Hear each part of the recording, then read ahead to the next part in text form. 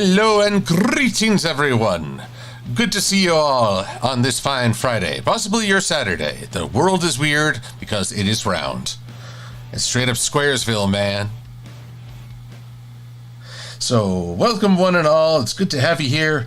It's good to be back on streaming. I missed y'all last weekend, but, well, the Potterheads were calling. Oh, sorry, they're called the Potheads, but I'm in Denver, so you know. We're the Mile High country anyway. Mile High City.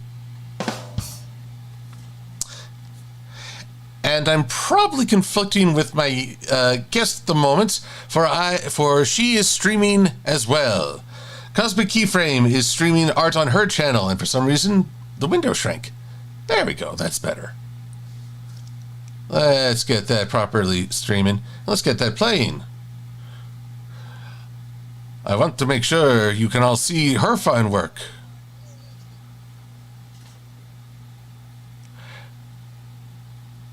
And let's see here. Let me also unmute her so I can hear her. Key, how are you doing? I'm doing good. I can now be heard by two streams. My stream heard me, and now this stream can hear me. Hello, I am assaulting you in stereo. Yes, she has the power over all. Mm-hmm. She has the power. Yes, hello everyone. Dual streaming as she draws Applejack. Yes, I am painting Applejack. I also have a Pinkie Pie and a cheese sandwich I may roll into as well during this. I've just been wanting to incorporate more painting into the stuff that I do for conventions, because this is what I'm professionally trained in painting. People don't know that. I kind of fell into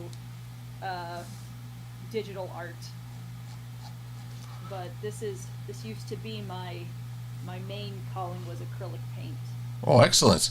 Although I'm now curious and a little worried. When you fell into art, does that mean you smashed into a computer? Yes, that's pretty on brand for me, and you know that. Did your RAM crash? Or did you hit a hard... You opening that can was more poignant than any rim shot could have been. I know, but it's a hard drive. Oh no. You signed up for this. I did. I literally asked, "Hey, Silver, are you doing a Fulfillment Friday? It would be great if I could be on doop-de-doo." Doop-de-doo. But we're glad to have you here. The consequences of my own actions. I'm happy to be here. It's always a good time. For I see Flitterchris is also saying, hello, Silver and Keyframe. Hello, Flitterchris. And also people from my chat are saying hi, like Missy Momo and the Blue Griffin and Aficionados Chris and Dr. Skylar and Brandon Croker, who says lovely painting. Thank you. Hopefully it'll be even lovelier by the end of the stream. That's excellent. Well, I too have a Blue Griffin on the Twitch, so they're double dipping. Double dipping. You're getting double our voices. Poor fella. That is so unintuitive. Yes, poor fool. Their head's gonna explode. I know. I mean, the world can barely handle one Silver-Quill and one keyframe. Double that up, you're just asking for trouble. Indeed. But what glorious trouble it shall be. Yes, yes. And I too would like... Your big thing is saying hi to people. Well, I do like to give the shout-outs. Yes. Including to Commodore Steel, M488 Thunderbird, Enderpup, Brian Luna, Super Godzilla X Vlogs. I'm worried about what that X might stand for. Extreme vlogs of Godzilla. Oh god, I'm picturing Godzilla on a skateboard now. No! A dude perfect, but with Godzilla monsters. And Prince Apollo. Sadly, Cherry Fluffbelly cannot join us this evening, but making a quick post. Appreciate it.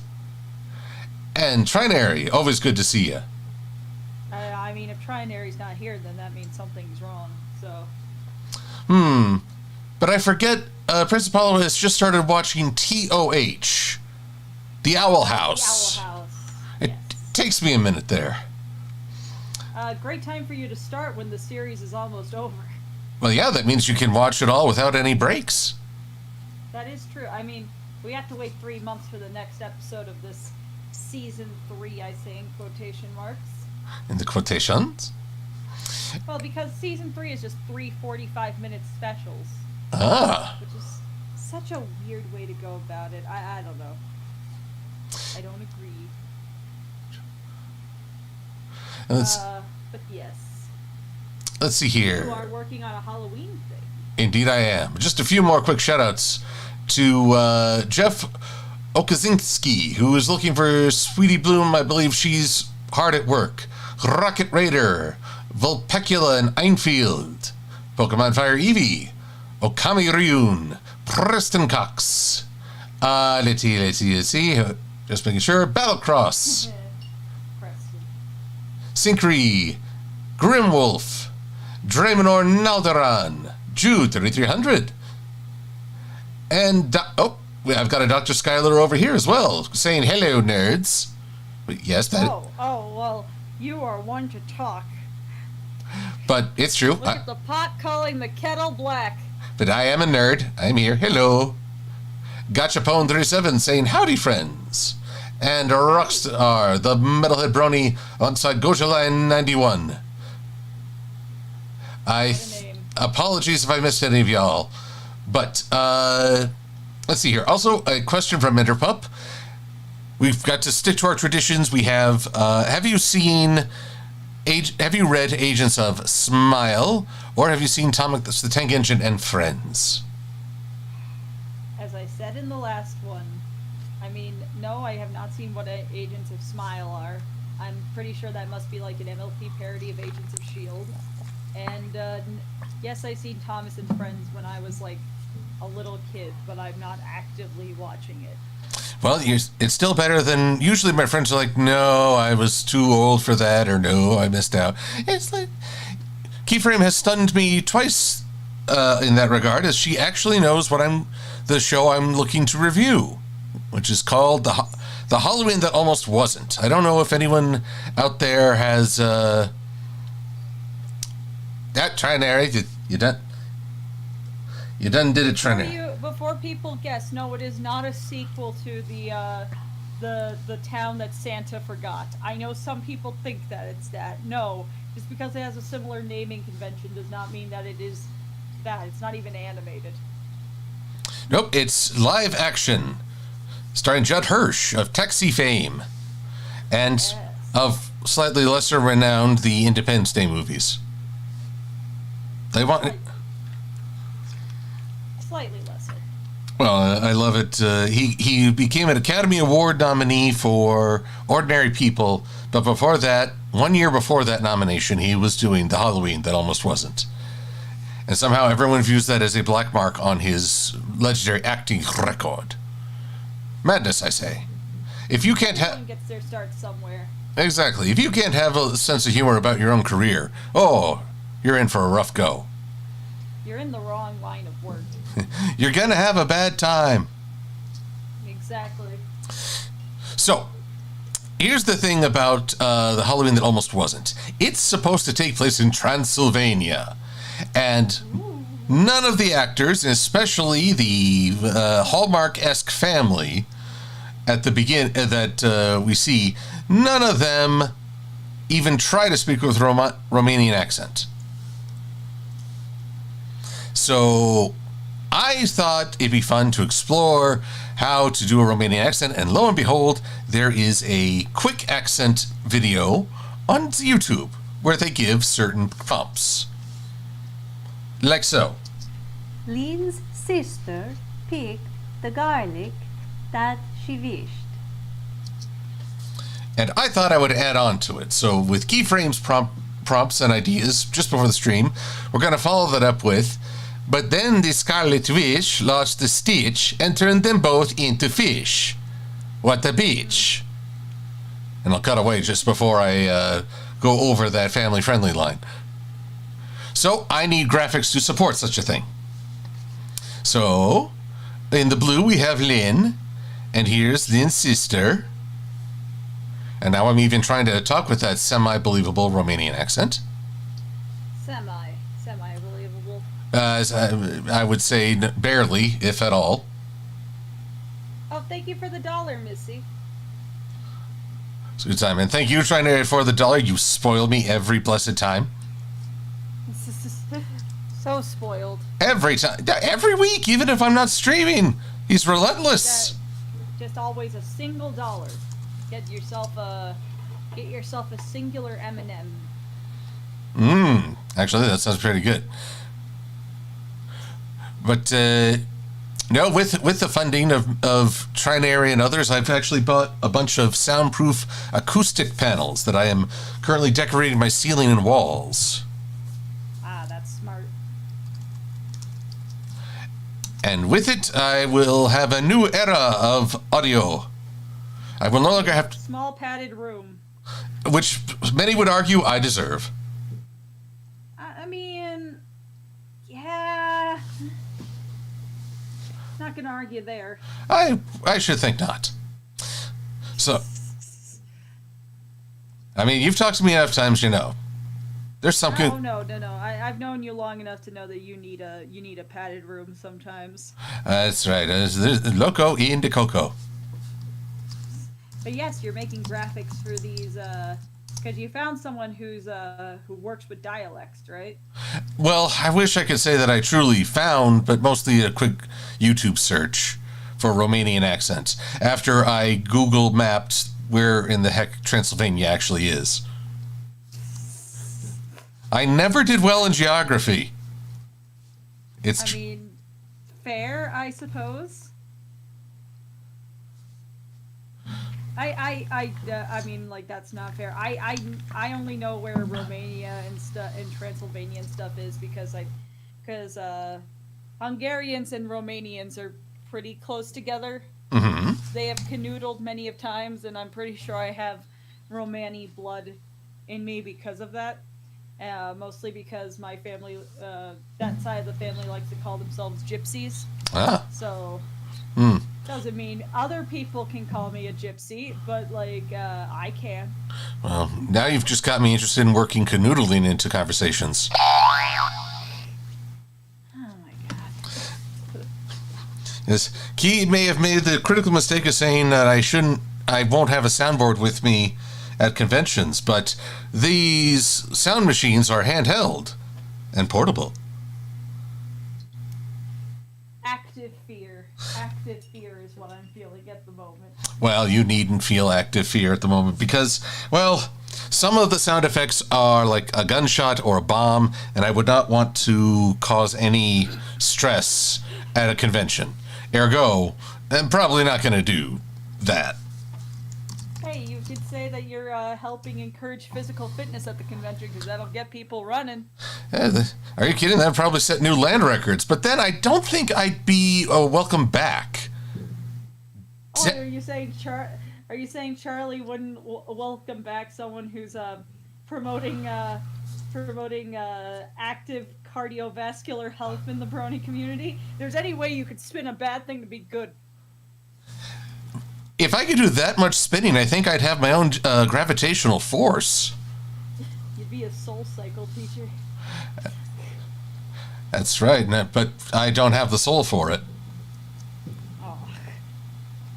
You are a soulful being, so I highly doubt that. I appreciate you consoling me.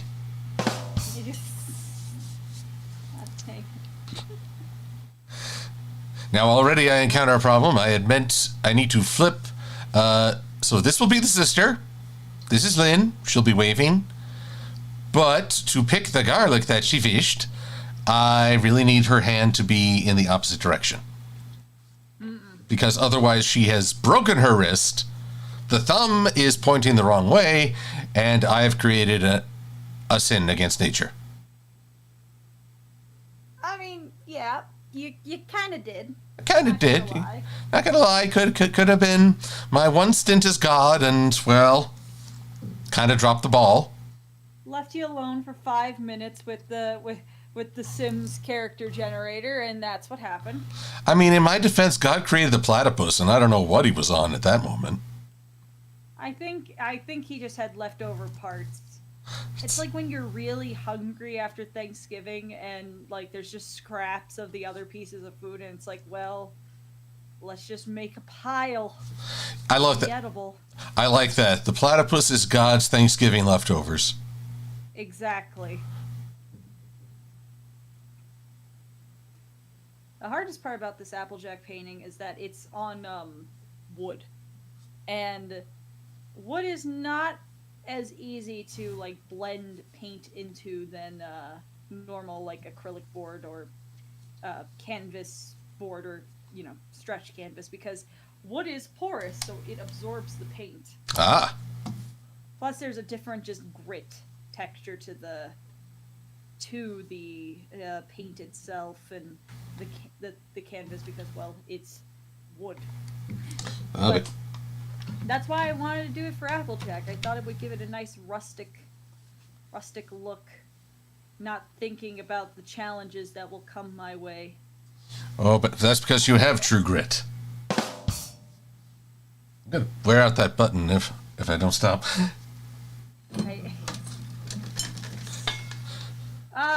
I want to come up with a witty comeback, but my brain is like either invest your energy in the painting or in comebacks.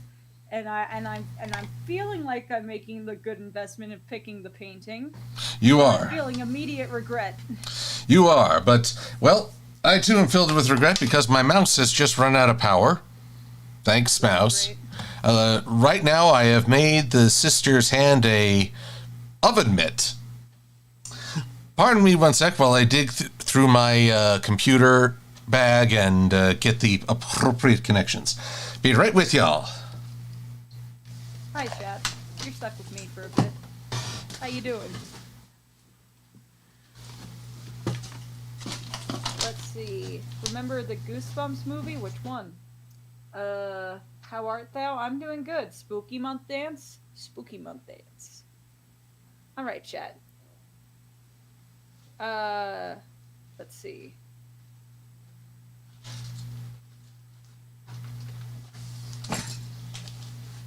Quick, let's cause chaos. Not on my watch, Enderpup. I'm watching you guys. You're stuck with me. I'm basically your babysitter. Which is very funny because either you guys are significantly younger than me or significantly older. There is no in between. I have recently started being in friend groups where I am not the baby of the friend group anymore. That's a very weird thing. I'm sorry, I came in on the phrase friend groups and I do not know what this is. Oh, no, I was just making the statement because I said that I was babysitting the chat. Ah, yes. And I said that I have recently been in friend groups where I am no longer the baby of the group. I'm actually one of the older people of the group, and it's a weird feeling. That's right. You feel a sense of both accomplishment and pride, and also, oh God, I'm old. I mean, there's some of these people who are like, I grew up watching your videos. It's like, what? No, you didn't. No, you did not. You were grown. No. No. Yeah, exactly. But it's but yeah. So let's see. Good grief and good gravy. I'm digging through all my connectors, and what was it? Adalwolf saying this is why you need a wired mouse all the time, and I was like, this is my wired mouse. It's just not wired in at the moment. You just don't keep the mouse wire around your desk? Well, apparently, actually, I've been doing a lot of remodeling, so around my desk is a rather all-encompassing term right now. Okay, I see what you mean. So, like, I am currently moving a Transformers Scourge figure off to the side to see if maybe he was sitting on my wire.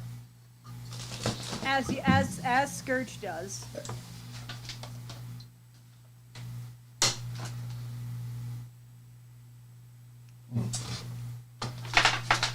Yes, the reimagine. Also, I'm finding that once again I'm undone by all these darn connector ports. It's like, oh, I found the wire. No, that doesn't fit now. All right. And always, the connector ports are always such a fun thing. They are, aren't they? All right. This is vexing beyond belief or my imagination. So. Or both. Let's see here.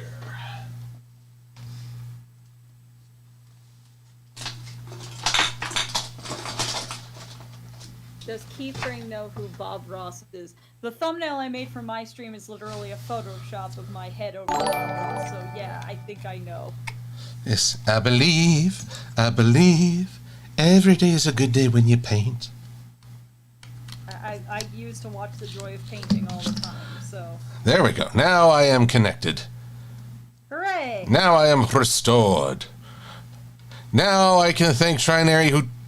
Oh, I can thank Syncree, who followed me over on Twitch as well. Yeah, someone followed me on Twitch. Game Howlers, which is like... That's really cool. Not streaming on Twitch right now, but I like your enthusiasm. Well, I mean, games that make you howl, like with joy or with rage, because, well, I can tell you a few that gave rage. I have quite a few that give me rage. My audience particularly likes those. I wonder why. Although, it's funny, I will commiserate with you, Key, about feeling older. At Ciderfest, was in an elevator with my friends from the Commentaries Magic crew, who will also be at this year's Ciderfest. Lovely people. And this young lady came on, and she said, "Oh, Silver-Quill, I used to watch you in middle school." And now she's in college. Oh! And then, funny enough, during the Hooves Line panel, what was the prompt? You know you're an old brony when. Mm-hmm. And so all I had to do was say, "Oh, you watched my videos in middle school? And now you're in college? That's great." That's great. I'm old. But I was old even before I joined the fandom. I am the Duddy of the Fuddies. Yeah, but it's still just... It's just a weird feeling. Your compassion is overwhelming. I am overflowing with your support as you go, yeah. What? I mean, I don't want to lie. I thought you respected honesty in this friendship. I respect honesty, but I also appreciate the little white lie. I'm sorry, I may be little and white, but I don't lie. Ah, well done. See, there you go. See, there you go. Thank you, I earned that one. You have the wit. I try. You need wit in this day and age. It's a lost art. The art of wit and the art of nuance are lost arts upon people. As is the art of sanity. I mean, that one's been lost long before anything else. I feel like maybe that was what the 2000s prophecy was all about. World was going to end, but really we all just lost our brains. See, the world was going to end as we know it. And the as we know it was just the previous conception of whom is sane and safe.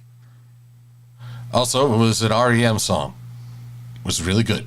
And I feel fine. Me too. Oh my god. Speaking of that song, so did you ever hear of a YouTube channel back in the day called College Humor? Oh, fondly. So they did a parody of It's the End of the World because around 2012 and stuff, because, well, why not? I rewatched that recently because, sometimes I just go on nostalgia, binges and go through old YouTube channels I used to peruse. That song ages like wine or milk, depending on how you perceive it, because it mentions disease multiple times. Well, And it's just kind of like, oh no.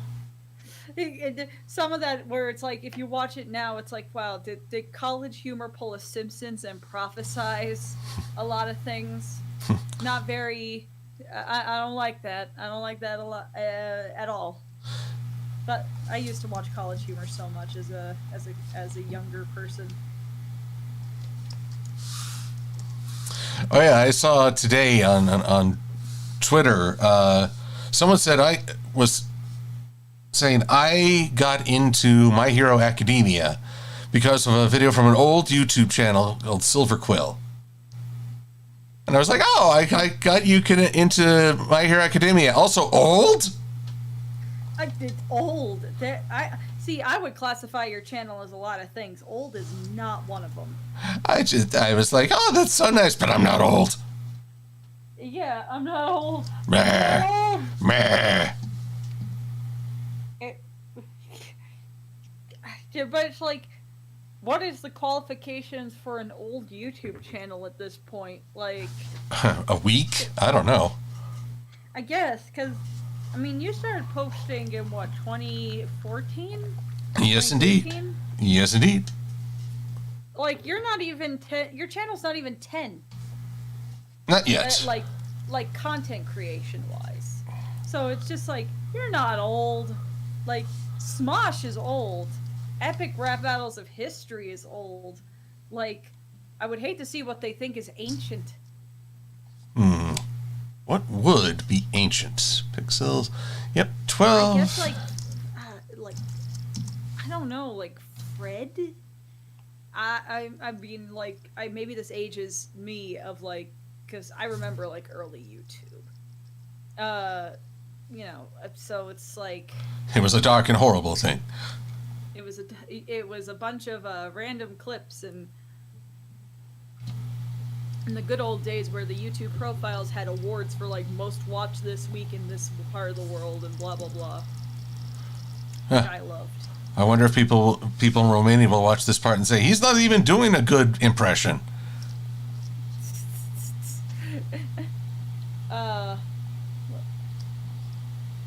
You're about the same age as Five Nights at Freddy's. Oh, that's a terrible way to quantify age. Ender Pup, how dare you? So Rocket Raider asks, ever heard of Yashahime? Ah. Yashahime?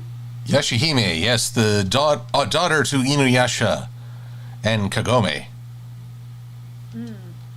Teaming up with her cousins who are Sesshomaru's kids and other mom. That's a whole other Kush McClaver. Oh boy.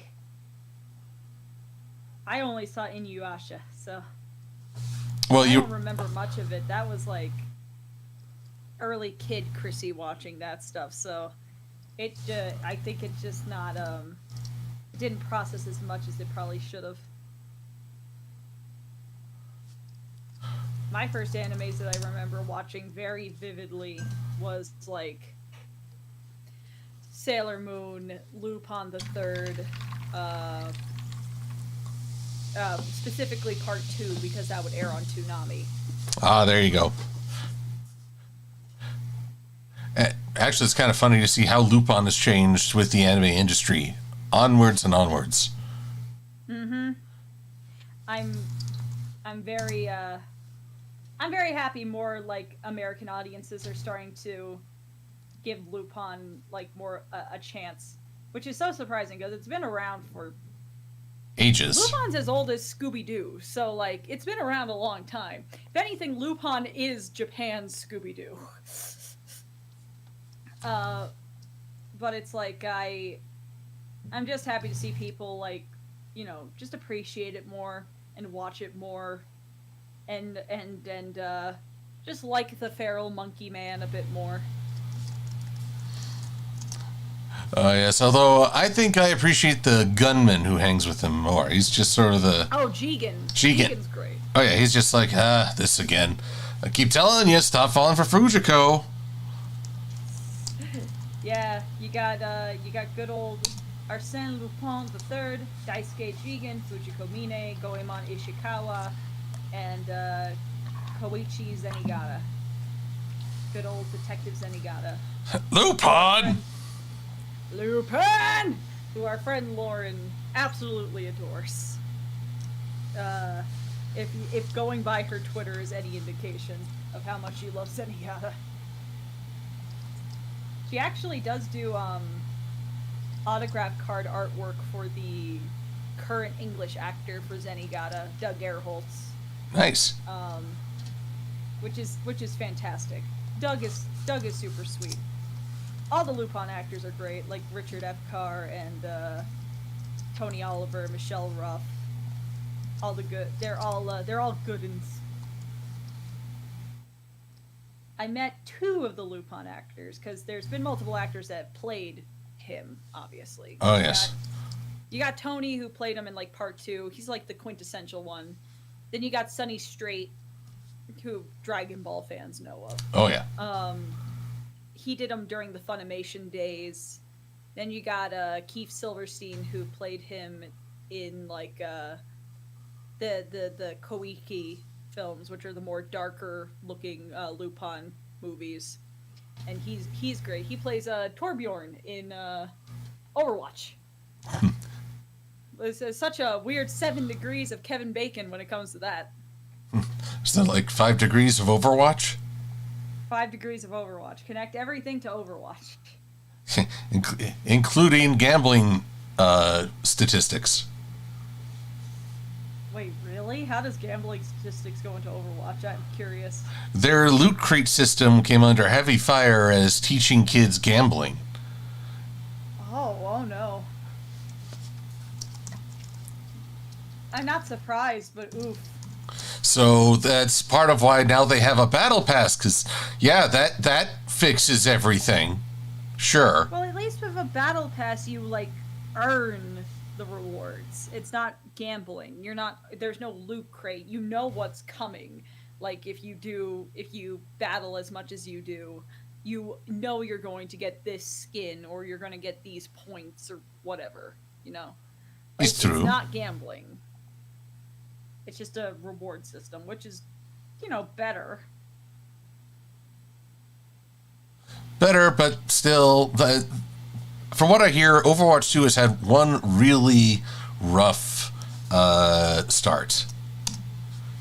Apparently they had to take out a whole ass character because he was just they had to take out Bastion, the robot, because he was glitching so badly. Oh lordy!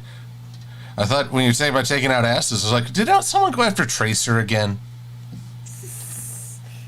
No, they haven't given butt reductions to any of the characters yet in Overwatch 2. Booty, rocking down the world. Well, they're not rocking much if they take them away. Well, either which way, I feel I shouldn't go too much further. It's like Silver-Quill's oddly fixated on this topic. What? I'll take the fall. I'll take the fall and land on my behind. Oh, but I don't want your stream to bottom out. Hey, I'll give you that one. That one's good. Now let's see here. Earlier question was from my chat was, one, have you seen the new My Little Pony series, and do you have any thoughts on the lead villain? Opaline, I guess is her name, right? Yes, indeed. Okay, so I'm going to have probably the hottest take of any brony reviewer person on the planet about Gen 5. Are you ready? Let me get a second paintbrush so I can do a little drum roll. Here's my opinion. It's fine. I like it. Wow. No, but real talk. I think it's cute. I think it's a cute series. I think they're obviously like getting their feet wet. I know from production people on the show that they were put under a lot of strict deadlines, especially early in the production of the show. So early episodes will suffer the most, and because spoiler alert, guys, the full season is done. They're releasing it in chapters, you know, because that's how Netflix's release model is. That's how they do it, so they don't have to negotiate new contracts with the animators. It's great. It's great. But I know that they said that like the animation and writing improves later on in the season because they had more time later on in the season, which, shocker, kind of sounds like the first season of a pony show everyone likes. So Yes. I know a lot of people are being really, really, really hard on these first few episodes of Make Your Mark, and I'm just kind of like, were you and maybe I missed it. Maybe I missed this part of the fandom from when I came in. But were people this hard on the first season of Gen 4? Because let me tell you, looking back, I rewatched the first season of Gen 4 recently. The first half of it's not good. The first half is very paint by numbers in a coloring book like kind of thing. And I like stuff in it. I think it's cute, but it's nothing to write home about. Nah, it's well, here's the weird thing. Was not a part of the fandom for the first season, and only started routine viewing in the second. I think the first season had the benefit of basically, if there was an episode you didn't like, you could pull up the next one pretty quick. That's how quickly people discovered it. So by and large, any rough spots in the first season were overlooked in favor of, we'll just go on to the next episode. Boom, done. No time to dwell. Make Your Mark, the special, the first chapter really was, it was highly criticized. I weighed in with the Bronies React folks about how they, how parts of it really weren't that great. Mm-hmm. But also I learned that the poor staff had to work on this before the first movie had even come out. Mm-hmm. So you're flying blind as a follow-up to something you haven't seen. That's rough. I don't care where you're from. That's rough. Exactly. So there are parts I like. I'm most intrigued with Opaline and Misty. The dynamic of, for lack of a better term, projecting. It is what Judge Frollo and Quasimodo, their relationship, Death of a Salesman, between Willie and his children. All this projection and forced disappointment. And really, it comes down to a terrible parental figure. So I'm curious what they're going to do with Misty. I know the traditional hope is that, she will turn on Opaline and become friends with everybody, and there you go, we have our sixth member. I would like to see that she actually betrays Misty and becomes the new villain, and you're like, whoa, wait, what just happened here? Yeah. I mean, it is that possible thing that she, becomes... Because it could be the thing that Opaline, tries to gain all this power, but Misty gains it instead, and, she's like, I did all this for you, and I still don't get a cutie mark and all this stuff, and she's like, fine, then I'll get it myself, and she, usurps Opaline and does all that. Like, I think that would be it would be like Catra in the new She-Ra show, and how, her, it's going to take time for her to reform, because trauma sees what trauma does, which I think could be an interesting way to go about it. But either way, I liked season 1 so far. I think that there's some really cute, I love the Pip and Zip episode. I think that one was really adorable. Oh, the singing. It's photo day. Yes. And I just think I think the show just still needs to get its feet, but I mean, I thought the same thing of season 1 of Gen 4, where it's I don't think I really started to gel with the characters and everything till Party of One. Mm. So I think it's fine. Oh, Party 1, that was like penultimate of the season. Exactly. So there were parts of Gen 4 season 1 that I liked, but like Party of 1 was like the first episode that I was like, wow, I have no complaints about anything else in this episode. There you I go. just really like it. Now Then again, what do I know? I like season 5, which apparently is a cardinal sin amongst brony people. Say what? Yeah, apparently a lot of people don't like season 5. Like a lot of people left the fandom during season 5 that came in during season 2. And also, I just kind of noticed that in the reviewer community, season 5 was like when people started to get really cynical about the show. So I don't know. Maybe people formed unhealthy relationships with the show at that point. Well, there's that. I remember I was none too pleased with the season 2 finale, but I also have to admit that there was a lot of negative stuff happening outside the community when I saw it. So, sometimes I think we just assign our negative, we need to express the negative feeling, and oh look, here's an entertainment show that allows us to vent. But a little surprised. I thought the end of season 3 was the grand exodus. Maybe, but I entered the fandom right before season 4 started. Like I entered right after Equestria Girls, so I circumvented dealing with all that princess drama. Oh boy, you did not miss anything. I swear. It is. I harp on it anytime someone asks. It's 9 months of this brouhaha. Nyaha. When I watched season 3, like, when I was getting into the fandom and everything, and I saw, like, her becoming Princess Twilight Sparkle and stuff, I was like, you know what, this is earned. She does a lot. She literally saved an empire and everything. This is good. Why are people yelling? It was just such a weird thing to see people yell that much, because it's like, don't you want your main character to be happy and get this acknowledgement for her achievements and all the good that she did? Do you just want her to be... Are you sad? Were you not hugged enough? Are you not entertained? I don't know. Spartacus Twilight. That's why I just take their money. There we go. Shut up and take our money. Actually, wait, don't shut up. I like talking to you.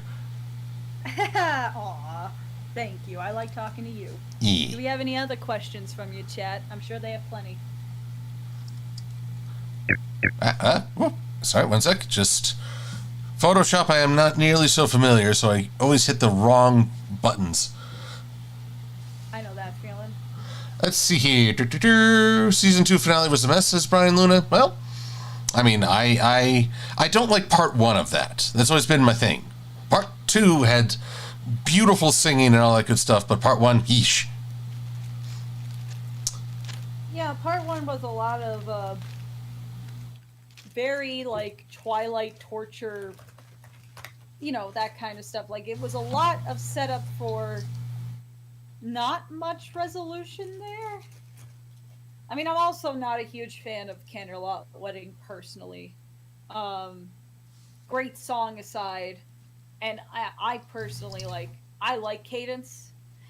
Cadence has grown on me over the years in that I'm just more disappointed of how little they did with her, and not her as a character. I've been able to process my emotions on her and realize I didn't hate her character. I hated the fact that she had so much potential. And it was squandered. I share with you in that. I mean, given enough time, Shining Armor, I think, became a more diverse character.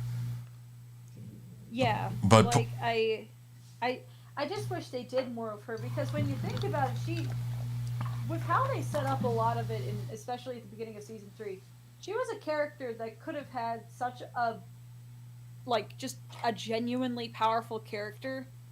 I wish they did more with her being the Crystal Empress, and apparently she can tap the power of this mystic... I mean, they did nothing with the Crystal Ponies either, which I was also they did more of them in the comics, but I'm just kind of come on, I shouldn't need to read supplemental material to do this thing that you should have done in the show. Yee. My thoughts exactly. Champ to Stay would like to know, do you and Keyframe ever watch old TV shows like MASH, Full House, Green Acres, etc.? Oh, I mean, one of those things are not like the other, just saying. I don't know if I would qualify Full House in the same category as MASH. Oh, God. Personally. Yeah, try to picture that crossover. The frickin' scene where they announced that the guy died in the plane crash, but with the Full House sad music in the background. Dun, dun, dun, dun, dun, dun, yeah, something like that. Oh yeah, Oh no. I watched Green Acres and MASH and Bewitched on Nick at Night. I don't know if that's a thing anymore. Same. I think they still have Nick at Night. I think I've seen in a TV guide that they still air The Nanny, which I'm perfectly fine with. I love The Nanny. Oh, Fran Drescher. Mr. Sheffield. Mr. Shatfield. So yeah, I have MASH on my computer and I watch it. I especially love the era once Charles Emerson Winchester became a member. Yes, that is a good era. I watch old TV shows all the time. I mean, I literally, like, one of the defining parts of my personality and one of my favorite cartoons of all time is a cartoon from the 80s with real Ghostbusters. And I have the entire series on USB because that was a show that made me like really love animation and specifically how the show is written, because it was written by the guy who helped make Babylon. And J. Michael Straczynski, amazing writer. Babylon 5. Comics. Yeah. And I just, I grew up watching a lot of older shows because my cousins and everything, were older than me, so I would watch what they would watch. So it would be a lot of osmosis. I remember watching that, and they would always have this song playing as they chased it. Goes, Frankenstein is grooving, midnight action. Yeah. I think my favorite though was when they actually confronted Cthulhu. Oh, that one's a great one. I think one of my favorites is surprisingly from a later season when Coulier was Venkman and not Lorenzo Music, but there's like a paranormal tornado in Central Park, and Egon, Ray, and Venkman get sent to the flip side where ghosts are capturing people. We have people busters, and that episode was so good. It looked so it was just a very nice looking episode. They had like Bruce Timm actually make character designs for the episode. It's like the Batman animated series, Bruce Timm, and I think it was maybe Bob Clampett, a person who helped make designs on Ren and Stimpy, also helped with that episode, and you can tell. Oh, monsters. Oh yeah, because they look significantly gross and awesome. Yes, I really love it. I also think that episode is good because there would be the people busters who just look like monster versions of Ray, Peter, and Egon, and so they're obviously voiced by Maurice LaMarche, Frank Welker, and Dave Coulier. And it showed that Dave Coulier can do a lot of voices, which I really wish people would give Dave Coulier a freaking break, because there's so many people who give him so much crap for taking over as Venkman. And like even people I respect like Phaelus and stuff, and I just think he did a fine job. They just wanted him to sound more like Bill Murray, and I mean you can't. How much can you blame the actor for just doing what the vocal director told them to do? Like that's my statement, because I think he did a perfectly fine job. It's just a different way than Venkman was written, because at the end of the day they just didn't write him like they wrote the original seasons of the show, because that's when the show was like completely reworked at that point. This is new and I therefore hate it. It really is. Like, I feel like people give him too hard of a time. I feel like people give Cap Susi too much of a hard time for taking over as Janine. And I love Laura Summers' Janine. Like, I love my Brooklyn girl to hell and back. But it's like, that doesn't mean you get to give these people a hard time for doing their job. Because when the episodes are written well, they do a good job doing the lines. It's just, I don't know, people are dumb. Except for me. I am the smartest person in the room. I will not. No one can tell me otherwise. I will not attempt to do so. See. Good.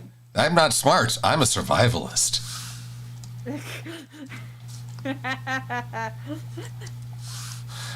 All right. So, y'all might be wondering why am I messing with a guy in his office? So the next line. He looks John? like Old Boy. John's office was posh. Tom lost his job. So I'm His job. So now I need to come up with a follow-up for poor Tom. So let's see.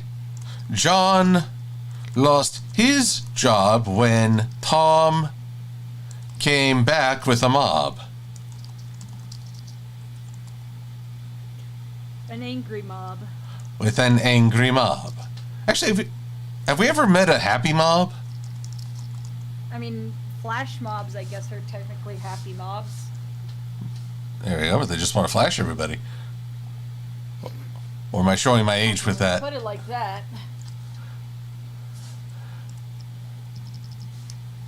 Let's see. Someone asked, how do you and Key like to calm down? I mean, why? Are we raging constantly? Is that our neutral state? Well, we're YouTube. Rabble. We do YouTube reviews, so many assume so, yes. Oh, yes. I personally love to kick puppies. No. I could never kick a puppy. No. I can never even give a dirty look to a puppy. Oh, no. I just look at the puppy. Oh, actually, you know what? That's how I calm down. I look at a puppy. Just boom, done. Bad feelings gone. I mean, I don't know who can look at a puppy and be angry, unless you're just that unhappy of a person. I guess, my main way of decompression is going to the gym. I usually, when I'm feeling too overwhelmed or something, I have to move around. I have to have my body be doing something.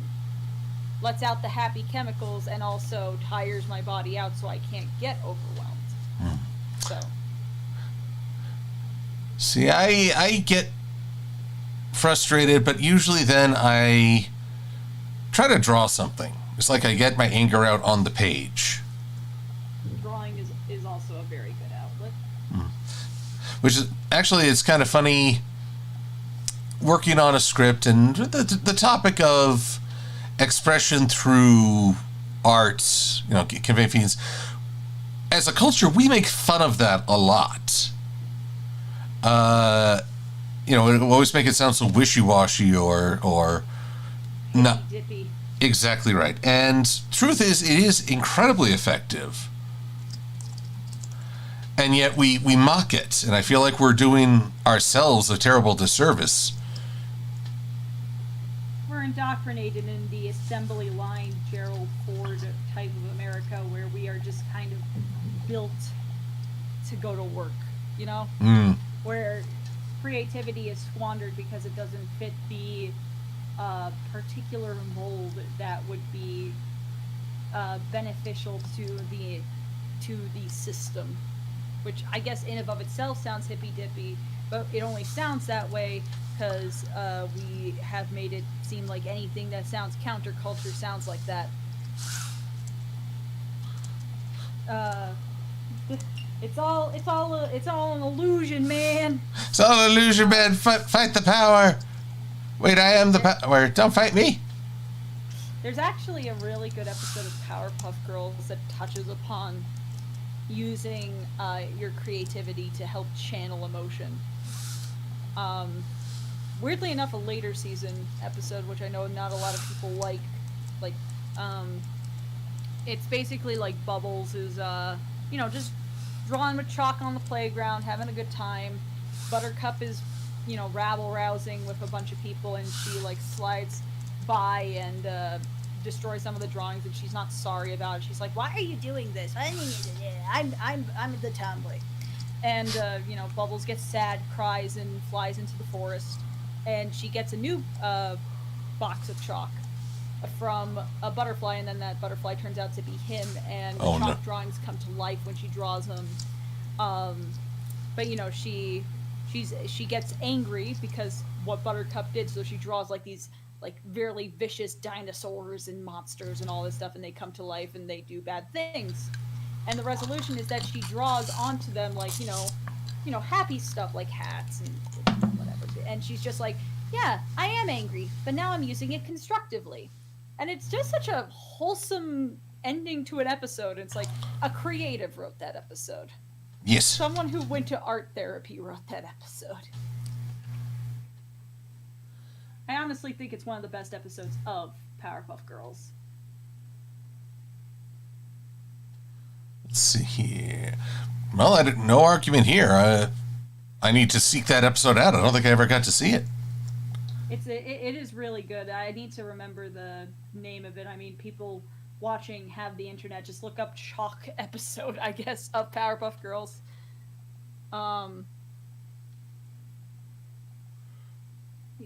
Need to watch Powerpuff Girls again. I remember that episode. Yeah. Grimwolf asks, to you, why do you think Misty doesn't have a cutie mark? Even the babies have one. Because babies are smarter than her. No. But yeah, actually, I've been curious about that whole shindig myself. After all, magic is supposed to be gone. Ergo, nobody should have a cutie mark. Ergo. But Misty, well, a cutie mark is supposed to appear when you realize your special talent, or you feel better, you understand yourself a little bit better. Misty is being emotionally stunted by Opaline. Mm-hmm. And I wouldn't be surprised if Opaline's abuse is the reason she's not able to grow as a pony. Oh, I can fully believe that. And so, therefore, it's only after she's able to say nuts to you and give Opaline the heave-ho that she will earn her cutie mark. But it may also be that Opaline has, for lack of a better term, cursed Misty so that she can't have a cutie mark. That's the one way she keeps control over her. Wouldn't it be a shocker if suddenly you could have had a cutie mark all this time, it's just Opaline's been blocking you? That could be part of Misty's villainous breakdown, being like, I could have had this the entire time, and you kept it from me. At which point, watch out, you're gonna die. I think like if they do expound on why people can have cutie marks even from like baby age in this series, I think they'll be like that. When Twilight harvested the magic to make the crystals and all that stuff, like she probably manipulated it that people just get the cutie marks because there's that severance of the connection to the magic that is in the world. So maybe that getting a cutie mark is the one connection to magic that is remaining. And now that they have, because that's kind of like just an ethereal connection, because it seems like the magic is just this universal thing. It's just that what was taken away was the pony's ability to access it. A good theory. And that's just a pony theory. Ha ha ha ha. Also, Sniper Nighter, I shall challenge thee He says that we both know I'll never get around to watching that Powerpuff Girls, and I might take a while, but as of this past Monday, I saw Hamilton. Wow. I mean, last horse crosses the finish line. That's me doing most of my season reviews too.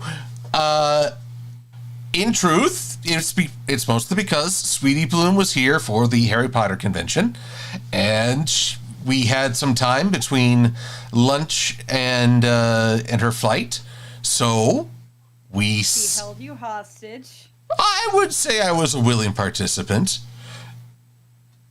Consensual hostage situation, yes. Oh, cut it. No! But yes, you watched Hamilton finally. I watched Hamilton finally, and funny as a side effect, I now can't stop listening to the song "Wait for It."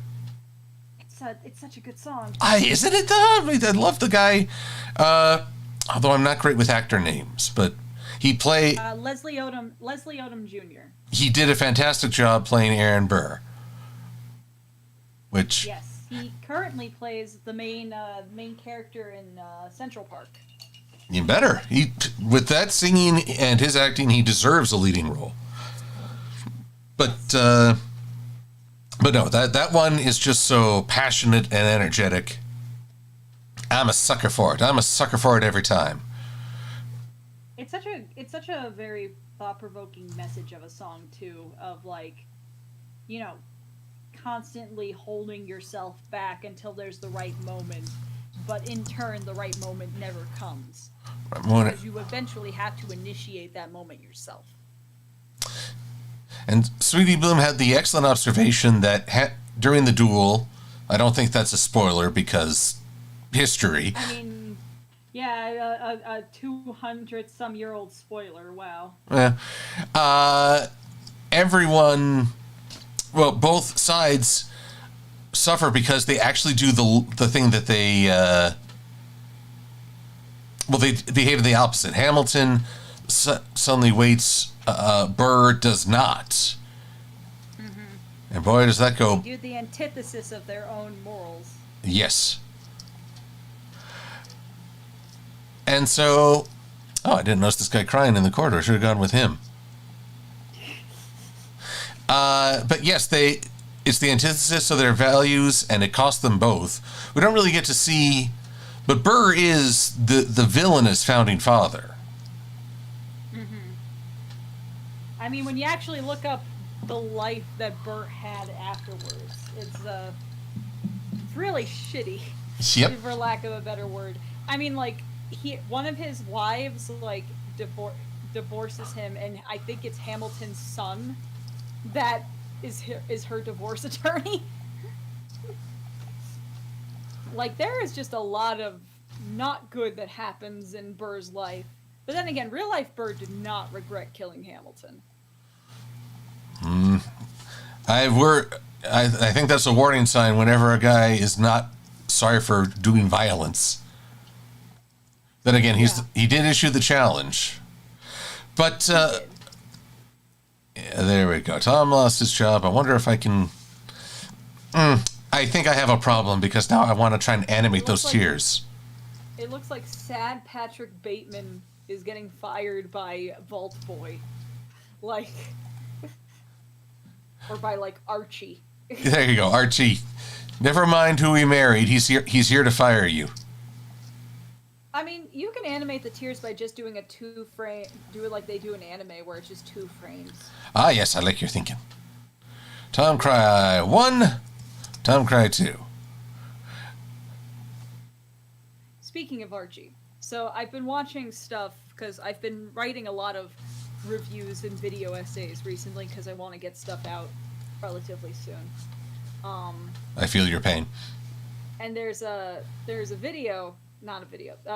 I'm working on a video about a particular Archie series that I grew up with. That rewatching it now, it's one of the dumbest concepts for a show. It's called Archie's Weird Mysteries. And it was a Deke show. Great sign. And it was basically like Archie from the Archie comics writes in his school newspaper, like he's a journalist in the newspaper, and every week there's just some weird paranormal or science fiction thing that happens in Riverdale, and it gets stupid. Like the first episode is a Body Snatchers parody, but instead of it being pod people, they're potatoes. Potatoes. Like they're alien potatoes that become pod people. Like you haven't lived till you heard Jughead do a villainous monologue that said, "At first I was just a normal potato," and that's just one of the fantastic moments in this show. Like there's one episode where Veronica wishes on an Egyptian idol that she wishes more people would be like her, and everyone acts like jerks, and then just become Veronica. Like it's such a weird show. So Night of the Living Veronicas then. Yeah, basically. Also, the voice of Archie in that show is Andrew Rannells, who, if anyone here likes the Book of Mormon, he's the lead in Book of Mormon, like the hit Broadway musical Book of Mormon. And so it's just really funny in retrospect, because I mean, this guy also did just a lot of dub voice acting back in the day, for like Pokemon and Sonic X and stuff like that. Oh. I think he was in even the Pokemon live musical that toured around briefly back in the 90s. That has one of the most expensive soundtracks to ever buy because it's so rare. Like, the soundtracks for that musical go for like thousands of dollars for the physical copy because they only sold them at these shows. Egad. I know, right? Such a weird... I know a lot of weird information about small things.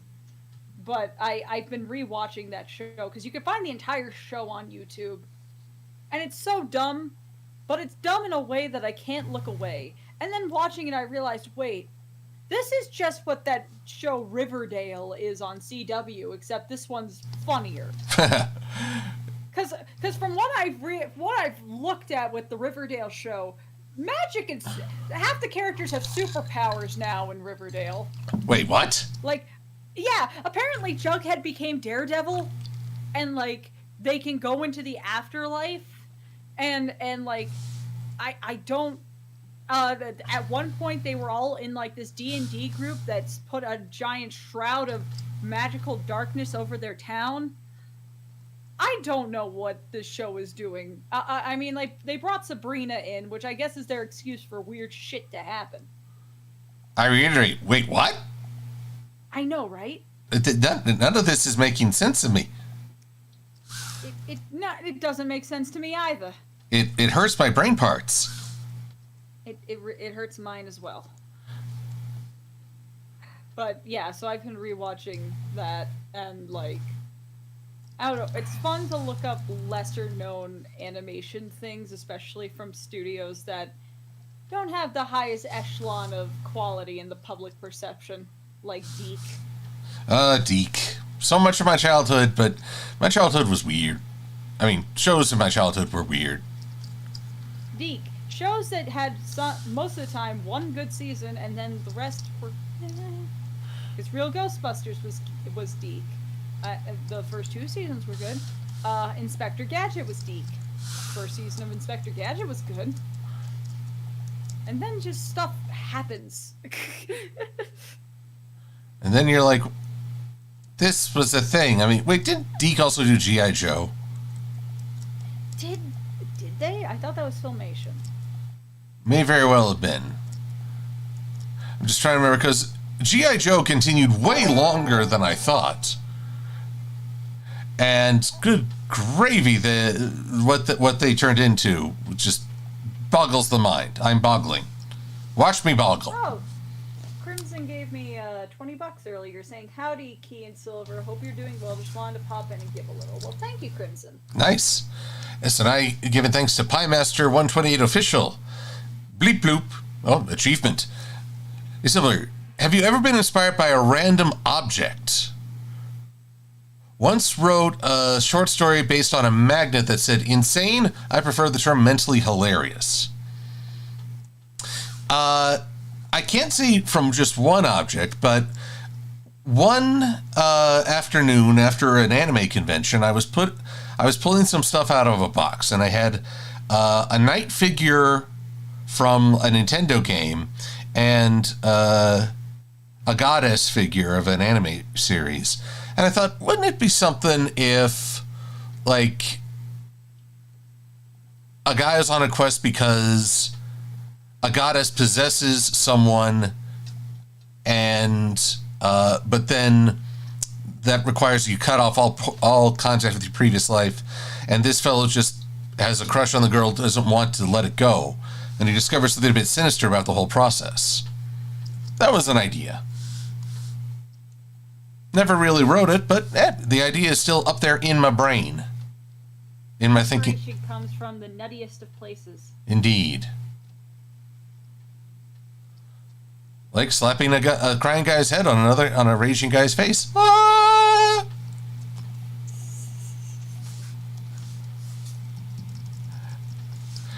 But watch as I transform him from sadness to anger. To anger. To anger. Now I will deny him any expression at all. Oh no, he has no mouth and he must scream. Oh, I can do that too.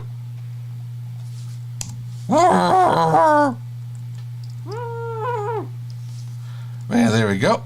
Now I've got my mob leader.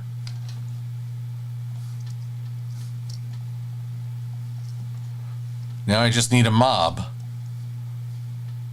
Of course, funny enough, it's kind of hard to find vectors of an angry mob. Apparently people don't want to condone that sort of thing. Oh, weird. Why wouldn't they? Let's just take a quick look. Nope. I think my best bet is that office space.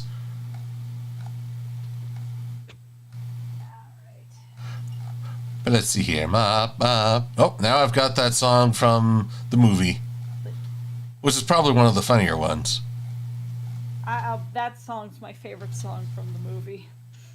Because I don't know. I think I've realized I like the MLP songs when they are male character led. Which is nothing against the female singers. I just think like the guy vocal, they pick really good guy vocalists when a guy is leading the songs in MLP. But how many times Spike no, that's Kathy Westlock. There is the Blank Flanks Forever song that's in the later seasons. One of my favorites is actually a song from Rainbow Road Trip, which is The End of the Rainbow, that is sung by Ian Hillen. Uh-huh. I probably got his last name wrong, but he voices Sunburst in the main show. Ah. And he does such a good job with that. That song is one of my favorite songs in the series. And fun fact, he actually said on Twitter, because I was saying like I really love this song, I think people slept on it. He was like, that was the first time that he ever sung for an animated role. Huh. Which is like, wow, you just put all of yourself into that, man. I respect. But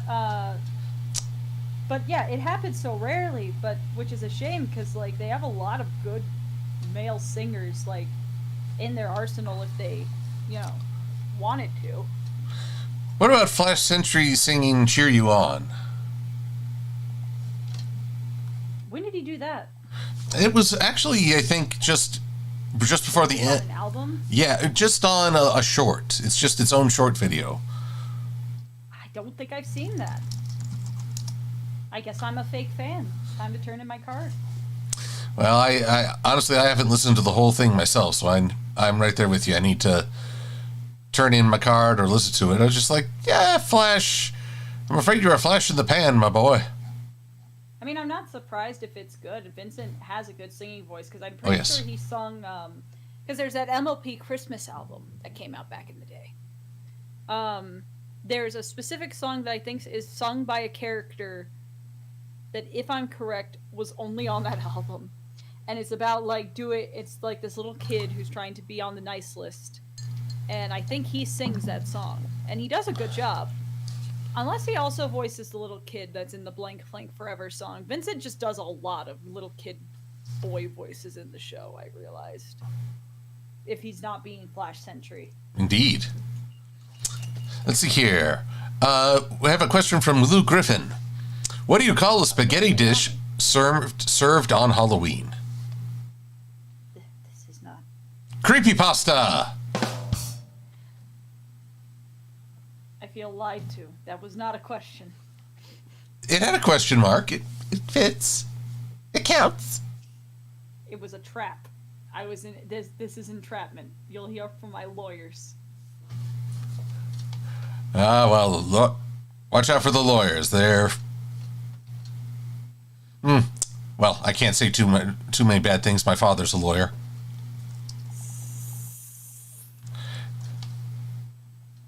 Look, I'm just saying you never hear them say, let's first kill the tailors. I know who's gonna make their suits. The uniforms for the revolution. True. Very true. Very true. What is your most favorite memorable pun you heard from any movie? I don't really retain a lot of puns. That's the thing. I mean, yes, there are a great many wonderful puns that have inspired me over the years. Well, let's see here. I did love, just from the trailer of Clyde with a Chance Meatballs 2, there's a leak in the boat, cuts to a screaming leak.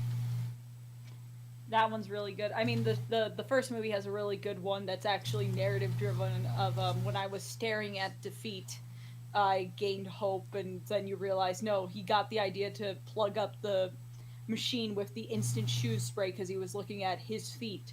The feet. Like, okay, that one was smart. That one was smart. I won't give you that one. Now, okay, one that I will always treasure because it cemented for me my favorite Cutie Mark Crusader. I'd struggled with this over many a year because, well, they're all fun for their own reasons. Sweetie Belle's the cutest. Apple Bloom's the one who always seems to motivate the group. But Scootaloo is the one who made a pun about dolphins for all intents and purposes. And I had already felt for her in Flight to the Finish. I had encouraged her. Well, not encouraged her. I can't talk to a cartoon character, but just celebrated her. Not with that attitude. And now she's making puns. Like, truly, you are my favorite. Now I claim thee. Now I claim thee. You are the chosen one, the best crusader. I mean, yeah, that's good. See, my mind just defaults to my favorite, gags. Because I've been rewatching a lot of Clerks, the animated series. Uh-huh. By a lot, I mean, the 6 episodes that came out. My favorite episode of that entire show is the second episode where they do a clip show of things that never happened.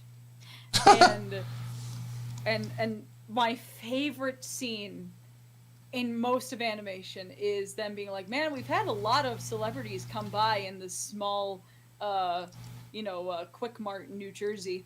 And just them insulting celebrities for most of it. Being like, get out of here, Scorsese! And then you see Matt Damon fixing his car on a highway, and then you just see them drive by in the car, and they're just like, up yours, Matt Damon! And they throw, a can of soda at him. And I don't know why, just the statement, up yours, Matt Damon, is really funny to me. That and their whole running gag they had with Charles Barkley constantly appearing in Jay and Silent Bob wanting to beat the crap out of him. If you haven't watched Clerks the animated series, you're missing out. Go watch it. It's so good. And it's only 6 episodes. Sadly, it is only 6 episodes. It deserved more, but it was an adult cartoon that just came out that wasn't The Simpsons, Family Guy, or South Park, so it was doomed to fail. Tis Tis the beast. The nature of. Ah! I'm wondering what would happen if I just changed the colors on to diversify my mob. Don't think it's working. What colors were you thinking? Well, part of my problem, it's RGB. Let's see, if I take away this guy's 5 o'clock shadow, boom. But I need to change his suit. That'll be part of the problem. Select same fill color. Now, Grimwolf earlier said, so your father is a lawyer, so I could say he's my father-in-law. Well done. Well done. You get your keyframe sigh of disapproval, which is really what Which I guess is approval at this point, depending on how you view it. Indeed. Ooh, what if I had this guy in a purple suit? There we go. I think that'll be good. Now, what on earth? The one thing about using vectors from, well, I have an account with Vecteezy, which is where I'm getting all these vectors. But I'm like, what in the, how did they set this thing up? Seems unreasonable. Yeah, layer management is not always these people's strong suits. There ain't even a layer management. It's just weird shapes. Layer. Like a lot of masking shapes, so like they're invisible shapes to like, that they probably use to cut the shadows out. Indeed. Never deleted them afterwards. I guess so. But one way or another. One way or another. I'm gonna find you. Yep. I'm gonna get you. We're of the same musical inclement. Hell yeah. Easy. Let's see here. Oh, also, Gojala91 had to withdraw, so I fear I'm too late to say have a good night, but still, the wish is there. Have a good night in spirit. Indeed. Let's see. I have some brown. I'll work on the hat a bit. May need to take a break from Applejack while the paint dries, because part of the thing with her is that the paint absorbs, so I have to really... Her in particular is just a method of waiting for things to dry and then layer and then layer and then layer. It's very hard to blend with wood as your palette. I get you. Especially since I didn't seal the wood before I started, which was my mistake. But sometimes when you seal the wood, you lose the texture, which is, you know, in theory what I wanted to go for. But so you have to deal with the comings and goings of that. So I may switch to Pinkie Pie in a minute. There we go. Fine. Yes, I have no qualms with the Pinkie Pie.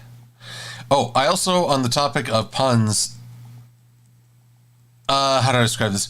Rooster Teeth had this show, the new Red and Blue, and it was terrible. It was like Shatter Squad or whatever. Usually when you start a statement with the new, it usually does not end well. No, this was Red versus Blue 0, and it wasn't great. But then they did this sort of family sitcom setup called Shatter Squad, and there's an episode, Night of the Living Dad. It is where they try to have an intervention on all the dad jokes a character is doing. But then they quickly realize that it's not, it's spreading.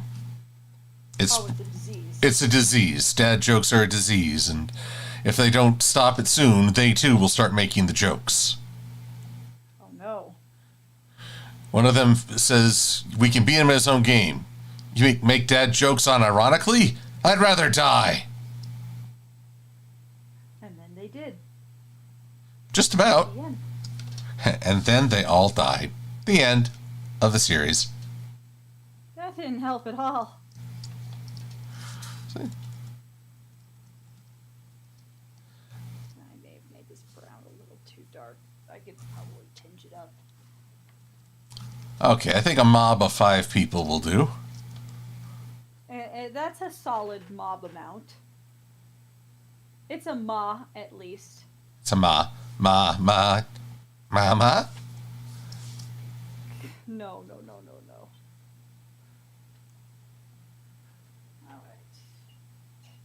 All right, Adrian, I'm going to take a break with you because you are frustrating. So you will go. Let's see, our next speech. The Roman soldiers are moaning and groaning. Okay, I know what I want to do for this one. First, I have to type it in because... You do now. I do now. Now I have... So this is my script. Moaning and groaning.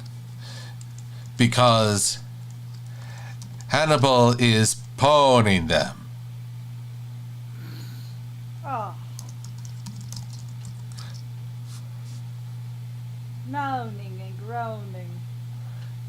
Because Hannibal's pawning them. It's historical. Look it up.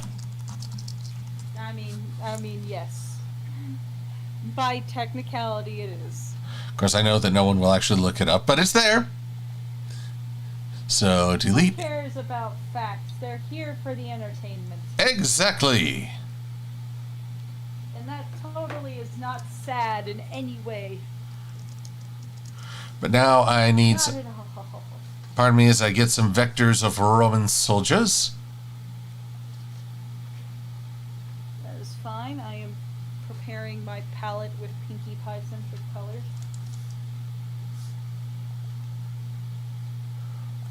Roman If you wonder soldiers.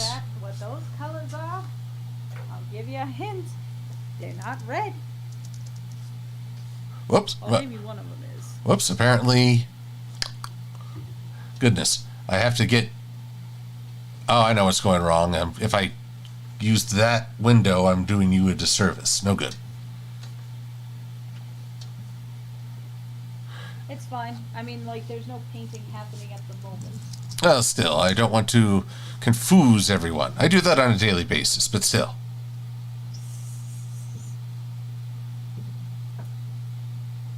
A little bit of blue for the shadows. So we can make some purple. And then my iridescent medium. Where's my white? I'm right here. I just start scraping my own skin. There's some white. No, don't do that. Okay, I meant like kind of like just going, not peeling it. Ugh. This isn't the skin peeling stream. No, that's it later. Me and my friend Derek made a joke once because he was saying how he wants to do a subathon at some point, and we said that he should do a skin peeling stream as a subathon. Start from the toes and go onwards. The chat were not happy with us. Oh dear. With that statement.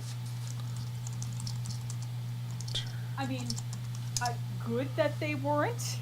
I would be more concerned if they were gung-ho about it, honestly. Well, you learn something new about your audience. Some things are better left not known. Oh, depends. I mean, I gotta say, when I did a panel presentation on Spike at Your Service, I was surprised at how much thought people had given to Timberwolf digestive systems. Oh. I mean, like, really? Y'all are thinking about this pretty dang hard. This says more about you than it does about the episode. I'm just like, what in the hoo-ha, hey? And they had some... Why? They had some truly terrifying ideas. In this 12-part PowerPoint, I'm going to tell you How the bodies of slain ponies compost within a Timberwolf's interior. Yeah, right? Absolutely not. Although That would be just the point I would get up and leave the panel. I would be like, this is your world now, not mine. But actually that ties back into the Harry Potter convention, where one of the funnest panels was a study of the mythical creatures and how that might work in how their bodies might work, as presented by several veterinary students. Oh, I'm sure Sweetie Boo made that panel Oh, she was there, and she had plenty of insight where everything else went over my head. Mm-hmm. But I think the best part was everything was 5 degrees of octopus. Okay, I'm intrigued. How was it 5 degrees of octopus? Apparently, an octopus is just like this completely magical creature in and of itself. It can change its coloration. It has mini brains in its body, in its tentacles. So they can move with great. It's kind of like I guess a dinosaur's secondary brain. They're recognizable. They can contort and change themselves. So anything that you could rationalize for a mythical creature is contained within an octopus. Mm-hmm. And I was like, well, that's something I didn't expect to learn today, but there you go. So all you folks who want to get to know mythical creatures or try to have a semblance, study octopi. That's the only way. What an endorsement for octopi. That's right. Real life magic, the octopus. That's right. But not the Samuel L. Jackson character. That didn't work. Anything but that one. Yeah, that one just no. Okay, almost there. Sorry for the staticness of my stream. I'm hard at work, just it's not the way you think. We're making up for it with riveting discussion. Yes, very riveting about octopi. Let me ask you a question, Silver. Yes? In retrospect, now it's been quite a long time since Gen 4. What were episodes that you think were episodes that had that really big standout element, but overall the episode is kind of or even bad? Because I recently thought about that with Friend Indeed, because everyone remembers the Smile Song. The Smile Song is a quintessential song in the fandom and the show itself. And it's like a quintessential song for PewDiePie's whole ethos. But overall, that episode it's a very take it or leave it kind of episode. Well, yes, so I wonder what are other people's episodes for that? I know a lot of people would be Candlelight Wedding at least. Well, let's see here. So a quintessential thing but otherwise forgettable episode. Yeah, the episode has something that is in a very important part of either your perception of the show or the character or the fandom, but in the whole, but when you actually look at the big picture of the thing that it's in, it's actually, wow, this is a shining moment in a very dull place. Well, let's see here. There's always Twilocane in the midst of a season premiere. Now, granted, I like the well, honestly, I was fine with the season 4 premiere, but I was also, they never really capitalized on, well, Twilight, now you are a leader. And yet everywhere, then suddenly for weeks on end, nothing but Twilocane. Photoshopped into every blessed image you could imagine. And then everyone had their own cane. There was the Silver Cane and the Aeon Cane and the voice of Cane and all that. That's right. There's more Cane than we were able to handle. There was Cane, but no Abel. Exactly. See, you got that joke. And the Lord said, you shall make a pun about Cain and Abel, and I will banish you for it. I was already banished.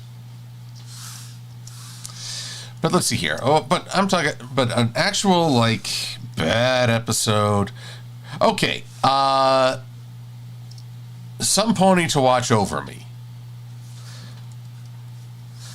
That one, they kind of had a funny joke of, we don't have time to sing a song. which is a wonderful bit of self-referential humor. But then they also had the Chimera. Which, great design. Great design. Scary as can be. We had the Fire Swamp, little Princess Bride reference. But by and large, the episode itself was a stinker. Yeah, one of the worst Applejack-centric episodes, in my opinion. Exactly right. Because, unfortunately, the writers too often tried to make Applejack unreasonable for her episodes. I believe you need to take a different approach. You have to put her in an unreasonable situation and have her try to make sense of it. I mean, that's her whole thing. She thrives when she is the straight man of a situation. But when she needs to have conflict within herself, it's usually her being unreasonable or her being bullheaded, which is fine. That can be a character flaw that she has. And it's a very fitting character flaw with someone who is honest. Because honest people sometimes can be honest with themselves, but, you know, they're not exactly honest with the whole situation because they are ignorant to the other side. Which can be something that's very fitting for Applejack, but sometimes they just cranked it up to 11. Indeed. Sun Pony was season 4, right? Yes. God, season 4 just wasn't nice to Applejack, because I would argue Applejack had the dullest key episode. Oh. This is coming from someone who despises Rainbow Falls. No, and I get you. The leap of faith was... It was mostly for Flim and Flam, really. Yeah, and the fact... I'm also just kind of always wondering why they decided... one of the Flim Flam brothers, why pick this random, so not unique looking pony to be the thing that gives Applejack her key? It would have been a lot more poignant if it was one of the Flim Flam brothers. A step for redemption on their eyes? Yeah, and it's like, I mean, but that's the thing, they did get a form of redemption later on, so it wasn't something that was off the table. You mean when they joined for the final battle against the Triad of Cozy? Well, I mean that, and they did get a little bit better with the casino. Oh yes. Ironically enough. I got better, but then they also tried to mooch off Twilight's idea. It's like, guys, you know. The thing is that I don't think they're villains. They're just assholes. Yeah, there's definitely a. Sorry, I'm interrupting. No, that was the end of my statement. Well, yeah, Aeon of Dreams had a good way of putting this. They work within the structure of Equestria. They abuse the system, but they don't want to tear down the structure that ultimately benefits them. Yeah. A character like Cozy Glow or T-Rex or Chrysalis, Sombra and the like, they want to destroy that system and create a new one for their benefit. And that's why they're villains, whereas Flim and Flam are antagonists. Yeah, exactly. Antagonist and villain are not mutually exclusive. But they're also not synonymous. Exactly. I can use big words too. Yeah. We did the SATs at some point. Oh, Lord. I still remember studying for those. Hated them. They didn't benefit me at all. Oh, yeah. Did you ever take the career prediction test? Yes. Predicted I was going to go into teaching. Oh. That's... Boy, were they wrong. Oh, I don't know if that's entirely wrong. You do that through your YouTube channel. That is true. But me, they said vending machine repairman. Why is that an option? I don't mean to disparage anyone who does that. I'm sure it requires mechanical skill, but... Yeah, I'm sure it's an honest living, but why such a hyper-specific one, though? Yeah, I was like, why is this a thing? And it was all because I said I'd like to work with my hands. I think. there's so much engineering things that you could have besides vending machine repair, though. Yeah, like, well, I don't really understand any of it. Like a mechanic or an architect or anything else.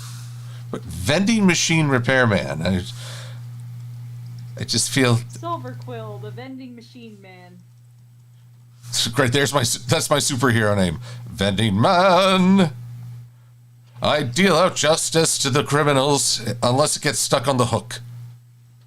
It's like an Iron Man suit, but it's only a vending machine. Yeah, and my face is all pressed inside.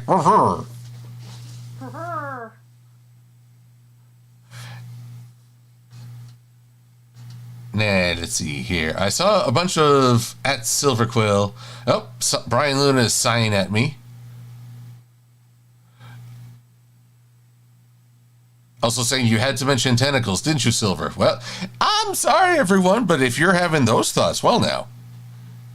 Well. Yeah, like, look, we're just talking about octopi, man. Yeah, we're just completely innocent, non-Freudian octopi. Yeah, if you turn the innocuous thing into something occulous, that says more about you than it does about us. Yeah, this isn't occulus, it's just octopus. What, no rim shot there? I feel like I've overused it. But why not? There we go. Balance is restored. There we go. I didn't realize it was so off-putting. So yes, here are my Roman soldiers, or apparently clones. The Roman clones are moaning and groaning and then pull back on the camera because they're in a cauldron with Hannibal, because Hannibal is owning them. Still historical, just not the right Hannibal. Indeed. Soldier 1, Soldier 2. Soldier 3. Soldier 3. Oh, although there's always Soldier A. I don't know if you ever heard that song. I don't think so. Look to any anime where a soldier bites the big one. And they are credited as Soldier A. There might be a Soldier B. But no, this is all about Soldier A. Hip hip hooray for Soldier A. And he gonna die. And there's an entire song devoted to it. Oh. So, I mean, a great honor, but also, man, that sounds like being a red shirt. You just know that you're screwed. oh yeah. Exactly. Y'all can look here on YouTube for the Soldier A song. That's where it lives. I used it for a friend doing a Godzilla retrospective. And in Godzilla 1985, a guy is stuck on guard duty when Godzilla rears up and is about to take all your nuclear power belong to us. That guy did not have a good night. I can't imagine.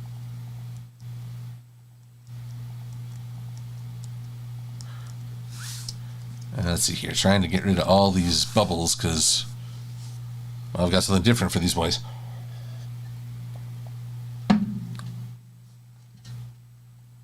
Let's see here. William Guinness just says, hello, Silver and Keyframe. Hello. Hello. Let's see here. Streaky Arioso, I'm not sure I understand this question. Are you only looking at YouTube because it's more populated, or because you're too caught up in what's going on now? Or a mix of both? Are they referring to why you're streaming on YouTube instead of Twitch? Well, I'm using Restream to go to both. Pardon me as I changed. Yep, my Twitch is active. I'm all Twitch. But I do not know. Yeah, you're gonna have to reword that, friend. Well, I'm betting it was more relevant in the context, but I'm looking at it a little late. So that's my bad. How dare you? Shame. Shame on my house. Shame on your cattle. Shame on my pancreas. Okay, maybe not that. You kind of need that one. I don't know. I mean, I'm getting by pretty well without the appendix. That's true. I still have mine. I'm surprised that I do, honestly. Honestly, you big old lucky. Still remember that. Matter of time. Oh, don't say that. You never know. Though, I don't know if I ever told you the story with my doctor. When I went into the doctor one morning because of pain in my abdomen, and by the afternoon I was going under the knife. And two things stand out for me in that day, other than a general sense of what the hey. Number one, I watched Teen Titans Go for the first time while in the hospital. While getting your appendix taken out? Yes, and by the end of that episode, I was ready to go under the knife. I had no fear. What a lead-in. The second was that, the name of the doctor who was performing the surgery. I looked up at the board, and I said, is it pronounced Dr. Wakil? The nurse looks at me and says, no, it's Wekill. It's like, like, that's great. That's great. Good old Dr. Wekill. That's just super duper. Please put me under now before I get the urge to run. I mean, my mom had an anesthesiologist named Dr. Pillow, but no, I get Wekill. I mean, Dr. Pillow for an anesthesiologist is also kind of concerning. I don't know. It's a much softer relationship. Look, I'm just saying the ultimate way to put someone to sleep involves a pillow. Oh dear. I suddenly got that. But, yeah, honestly, the doctor did a fine job. No actual problems. But I was like, you couldn't even accept a mispronunciation on that one? Pretty please? With sugar on it? No, you need to know that our doctor's name is Wekill. You will accept and respect Wekill. So you will not question the Wekill. Otherwise, we take you to our lawyer. We sue. Oh no. No, see, Ono is the name of Weekill's wife. Oh man, what's the family name then? Them all. The Them All family. So it's, oh no, we kill them all. Yes. Oh no, them all. Oh, we kill them all. Oh! I like your thinking. It's twisted. Thank you. Sometimes I think. It's a dangerous pastime. And yet sorely needed. Well, if no one else is going to do it, I will sacrifice. It's an election year. Of course no one's going to do it. Hey-oh. Oh, political humor. What? Well, that's about as far into political humor as I'm willing to get. Hey. Oh, I mean, same. I'm painting a pony right now. I don't think I'm in the place to talk politics. I just remember that, was it 2 years ago? I did a quick little video just saying this year is an election year. That's the scariest thing I can offer. And boy, howdy, it got weird. We didn't have an actual, quote, winner for a week. Yeah, that was definitely like staring at Arizona being like, well, no, it was Nevada. I think it was Nevada that took the longest, where it was like, well, you finish up your voting. You guys just, look, I'm almost at the point where I'm like, flip a coin, come on. It's just, it's like an old lady counting pennies at the cashier stand. It's like, 1, 2, oh, this is a nickel, 7. Just like, stay thine axe, stay thine axe, stay thine axe. Oh, I dropped a penny. I can't remember what it was. I guess we'll start over. 1. No.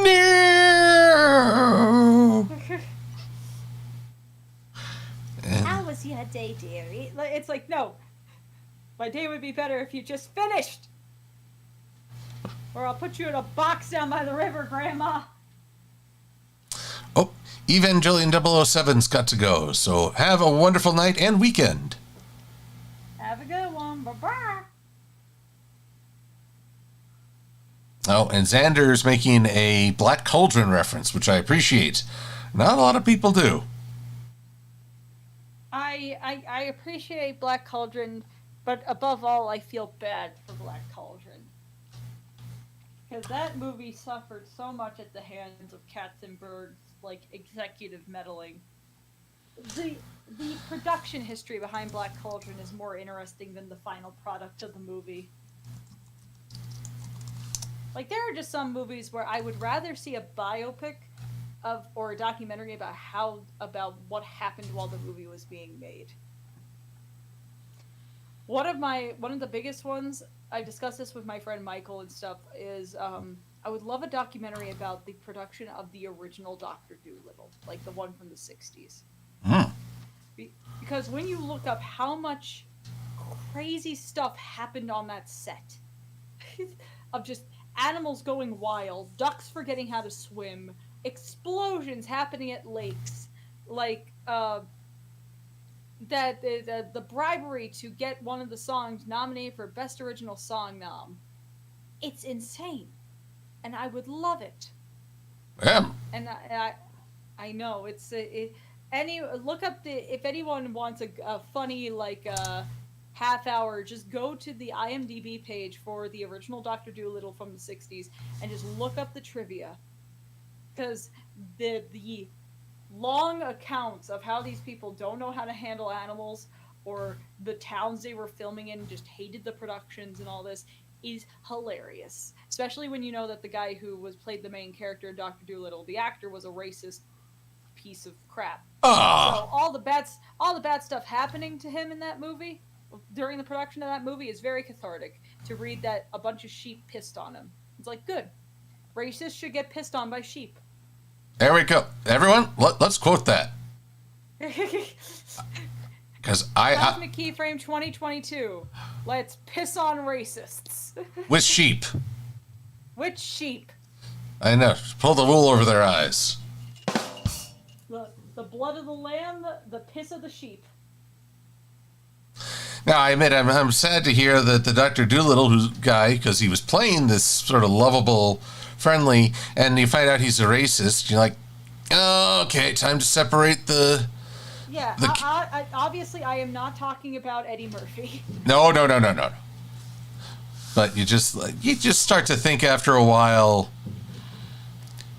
why do they keep casting terrible people in wholesome roles? I don't know. I mean, Rex Harrison was not a good choice for, playing Dr. Dolittle in the first place. Dr. Dolittle was just a myriad of terrible choices.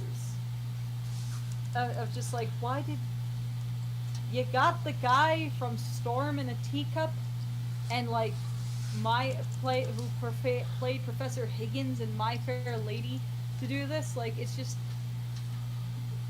why? I could pick like 7 other people that probably would have been better in 1967. You could have gotten Dick Van Dyke. Dick Van Dyke would have made a delightful Dr. Dolittle. And as far as I know, he doesn't have any shadows under him. Yeah, no, Dick Van Dyke is just a wonderful man. Good. I'm glad it's protect him with every power that be. Besides an unfortunate name, he is just a sweet old man. I still remember the Dick Van Dyke Show. I saw going back to shows we watched on Nick at Night. I am remembering It May Look Like a Walnut, the Dick Van Dyke sci-fi horror episode. Are you? Huh? I'm having a weird thing with my camera. It's like looping me painting this one part of Pinky. I was like looking over, being like, I put both my paintings on there already. So 1 second. Mm-hmm. Just gonna see what's happening there. Oh, apparently it stopped connecting to my computer, so there we go. Now it's reconnected. pod. Oh, I got it to take fit. There we go. You know what? I'll do it anyway. Thank you. I would have done the same. I mean, I'm sorry. I do not have the mental maturity to hear the phrase tight fit and not make that sound. My inner... No, I get you. My inner college student would have none of it. What was it? Billy and Mandy. Thanks, inner frat boy. No problem, Billy. There we go. Okay. What are these? Hammer picked a great time to just be weird.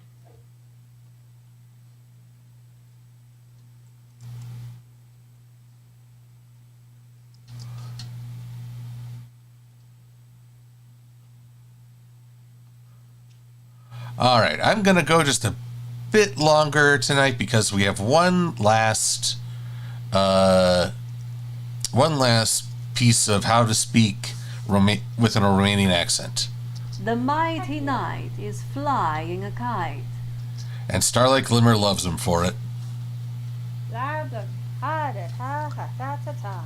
know that she's got a nice cadence going. Yeah. The Like she's casting a spell. The mighty knight is flying a kite, Cow now, brown cow. and the lightning helps the mighty knight shine at night. And I will electrify him. You're in for a fright. Hector Hoctor. I feel like I'm talking the Swedish chef. Burski burski burr. Hinga dinga durgan. It's Leif Erikson Day.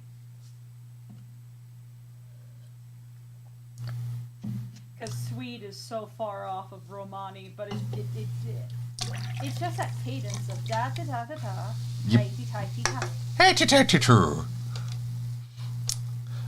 Now Synchrony asks, what do we think of Twilight putting a cloaking enchantment over Equestria?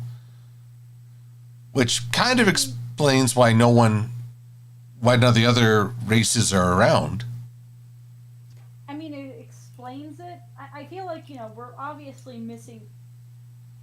This is the thing with overarching plots, isn't it? Is that we know that we are missing parts of the story because of the fact of, it's things that are going to be built upon later. But it is also just the thing of, like, for now, it just seems like a really weird thing for the Twilight Sparkle we know to do. Yes, there hasn't been enough information about how big a threat was Opaline back in the day. I mean, even with the comics, like, going into it, which I think they're going to go into it on the show. I don't think it's going to be a thing where, you have to read the comics to get the true gravitas. Really, all we saw in the comics was just the first seeds of chaos that Opaline did. With, like, cutting Fluttershy and then being like, a unicorn doesn't have to wait in line for anyone. Which also, how did she become an alicorn? Because it's implied in the comics that she was originally just a unicorn. There has to be some external way she ascended. Indeed. Because I don't think Twilight or anyone brought her into the alicorn dimension unless we're getting a Sunset Shimmer explanation of she was Twilight's student, ascended, but wanted to use the power for bad. Which I don't think is what they're going for. Is she a false alicorn? There's a question. I have a feeling the alicorn amulet can be involved. Like she fused with it or something. There you go, baby. She's got a transformation ability. It seems like her power hinges on siphoning magic. Because she did want to get, like, that little dragon's fire magic. And that's how she consumed it and she glowed. And she stated that she is a fire alicorn. So she's some kind of elemental, which brings up a whole other thing. I mean, I know that, like, the alicorns in the show kind of implied an elemental nature because you had day, night. If you went with Cadence, Cadence technically has more than just love. She's also literal crystal, so she can be earth. And then you have Twilight, which is she's just an all-encompassing emotion one. So the possibility that there was like there's like elemental alicorns just opens up a whole other can of worms. And you know, there's a lot that can be answered. I really just want to know how she became an alicorn, because alicorns usually are either naturally born, so unless she's a descendant from Cadence and Cadence's kid, which I doubt, because it's implied that Opaline was around when Twilight was alive, or she, you know, ascended and then used her ascended powers for evil. I think Opaline obtained her power like that. Cozy Glow became an alicorn by absorbing a lot of magic. So yeah, so she probably became it externally. Now I'm wondering if there's a fire alicorn. Does that mean there's a water alicorn? And was Cadence the element of heart? Heart. What kind of a power is heart? Captain Cadence, she's a hero. She really didn't do much. Treated like a zero. There you go. I have been harsh on Cadence in videos, but it is mostly from a frustration of potential undone, ignored. You could have done so much more if you only had time. If you had time and focus. If you weren't just used as a pregnancy plot. And though I guess the joke there is they didn't want to show her pregnant. Yeah, that was also the thing of like, you couldn't give her a baby bump. Like, I'm sorry, kids know what pregnancy is. Yes. They know that there's a baby in the mommy's belly. Like, you learn this in preschool. And then you get to see the birth footage in middle school, and you are scarred for life. Exactly. Let's see here. Edit colors. We're going to edit the brightness on this. Just color. Convert to grayscale. Nope. Ooh, maybe desaturate. They couldn't even say the word pregnancy in the show. Yeah, I mean, I don't get the stigmatization and making it seem like... I don't get making pregnancy, the concept, and the word a no-no thing in kids' media. Because it's like, you introduce babies in these things so often, and like, you know, that you're going to become a big brother or little sister, blah, blah, blah. But no, it's bad to state that you're pregnant. The baby doesn't just poof into existence. Although, and this is true, the original My Little Pony ducked around this by saying that baby ponies came out of a mirror. That's dumb. Incredibly. They came out of a mirror. I don't understand it. But then again, you know, I guess I'm not a boomer parent who would be offended by pregnancy. But even though, you know, you had to be pregnant to have the kid for you to be offended on their behalf. It's like, you know, I don't want kids, but I don't think the concept of getting pregnant is like this ugly, taboo thing. You know, people get pregnant, people be having babies. It's not a bad thing to say that this happens. It's not like saying that you're pregnant is like then opening it up to have these ponies explain the birds and the bees. I mean, imagine Twilight trying to explain this to Spike. When two ponies love each other very much, Or when they touch horns, and then a baby is made. Oh yeah, that was actually the G3. Unicorns are made when two rainbows intersect. Now the Rift Ponies, who will also be at Ciderfest, we watched a G3 cartoon. Two rainbows interconnect, and boom, baby is born. And you're like, wait, what? So did I just watch two rainbows, interact? Yeah. I'm asking the questions we all want to know. Also, before I forget, Trinary will be hosting his very first panel at Ciderfest. Hooray! Talking about the art of collecting pins, especially, of which he is an expert. He has, well, one of the mightiest collections I know of. I've seen Trinary's collection. It's very impressive. So yes, Trinary, we are wishing you, well, not just wishing you, we'll watch and see great things. We will support. Yee. Uh-oh. Matt Munchkin's in the chat, and I think I just ruined rainbows for her. Scottish Biscuit, hello, I can't wait to see you. We're both looking forward to seeing you. It's good times. I'm going to break your back with a hug. I've been on the receiving end. She is a powerhouse. I mean, I recently, I've been, I have a personal trainer and stuff. I've been doing deadlifting. Yesterday I broke my record for how heavy I can deadlift with 155 pounds. Congrats! 4 reps.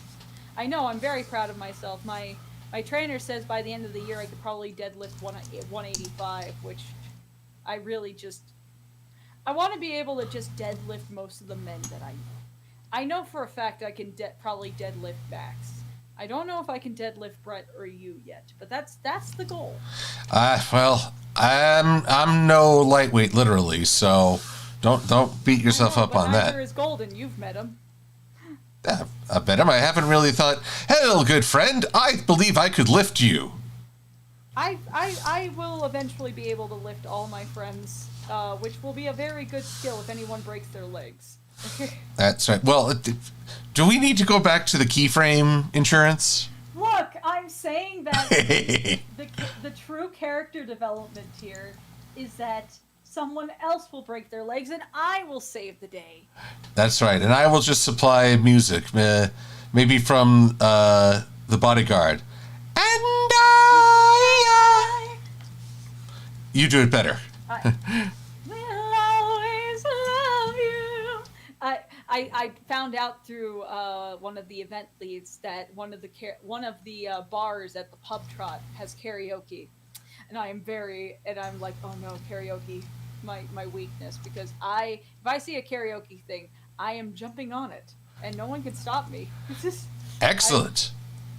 I will forego all leadership activities to go and sing a song on the karaoke machine. Yes, I've been quite negligent in saying this, that Keyframe is going to host the pub trot Thursday before Ciderfest. Yes, I will be hosting the pub trot. I am a community guest. If you're one of the sponsors for the event, for Ciderfest itself, there's a sponsor event that I am hosting. I can't say much about it yet because I don't think the schedule is out, so I have to be a little bit hush-hush. Mm-hmm. Ooh, conspiratorial. I also have a panel. If you guys went to BronyCon 2019, I'm basically doing the panel I did back then, which is You Suck and Why That's Okay, which is all about getting over the fear of starting out in content creation and, accepting, self-improvement, the good and the bad and the ugly. Basically self-help mixed with, kind of stand-up. Sadly, Cracked Memory is not going to be at Ciderfest, but 2 of my 3 events I applied for got in. I'll take where I can get. Right. I'm pretty sure I've been. I think I've been invited on one panel. I need to see how that aligns with my schedule. If other people want to invite me on panels, who knows? Maybe Saber will break his leg, and then I have to take over Who's Line. Who knows? Don't tell him I said that, because it'll sound like I'm plotting. I make no promises. I mean, if we want to pull a Tanya Harding, I'm open to donations. But yeah, so I have quite a bit going on, and of course I have my vendor table at Ciderfest. So there's a lot of There's a lot going on for little old Key. Indeed. And, well, I put in 2 applications. One got accepted. This is, I will be talking about Fall Weather Friends. Ah, classic.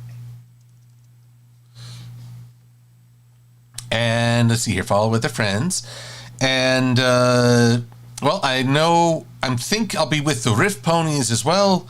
And I never want to take for granted like Hooves Line or Bronies React, but I'm planning on it. But I never want to take it for granted, if that's a contradiction. Oh, I mean, no, obviously. Being on those things is always a good time, I can imagine. But, yeah, I'm just looking forward to Ciderfest. I'm looking forward to seeing Maddie in person. I'm looking forward to seeing you. In fact, I'm very lucky as there's a whole slew of friends at this. My vending hall buds, the commentary is Magic Crew, the Rift Ponies. Ooh. The people watching on my camera, I accidentally splurted a little bit too much white paint onto this palette. Well, Something I'm going to be painting after this stream as well, because otherwise that would have been a real waste of. It's just really funny because there's like this tiny speck of pink paint that I squeezed out, and then this giant globe of white. Good job, Chrissy. Good job. you're doing good. But yeah, a lot of people are going to be at Ciderfest, which is always, it's going to be a fun time. It's going to be great. It's just going to be nice to just hang with people. I think that was a big thing at Winnie. It was nice to have moments to just sit down and talk and hang with people. And I've been slowly incorporating that where I'm not on work mode the entire convention. Like that really nice Japanese place that we went to at BaxCon. Oh, that was fantastic. That place is great. Agreed. And let's see here. Oops, I did this wrong. Let's see here. Take this kite, make it its own thing. Funny thing about all these graphics is you're basically layering upon layer upon layer. Mm-hmm. And then it all comes together in like After Effects or Premiere. Good old After Effects. You want a program that turns a 2-minute clip into a 2-hour render? After Effects is right for you. Oh yes, it's all over that. So yeah, Never understood how just not optimized After Effects is for an industry standard program. It astounds me, and this is coming from someone who uses After Effects very often for work. well, I have found it fascinating. I've only, thanks to Lightning Bliss, I dipped my toe into Adobe Animate. Mm-hmm. And that's How's that going for you? confusing at points. It's like, well, oddly enough, my problem does come down to keyframes. Ha ha ha. As it always does. As it does. I mean, I guess for me, I'm used to the Premiere style of like, you put a clip for this length of time. In Animate, you basically have to put another keyframe after what you want, and that will determine the length of the clip. Yeah. So I'm like, okay, that's different. It's very different. I'm not sure I like it, but whatevs. It's definitely a different method. Oops. Like it sometimes it is hard to just bounce from program to program, and then you have to remember what is the method between each program.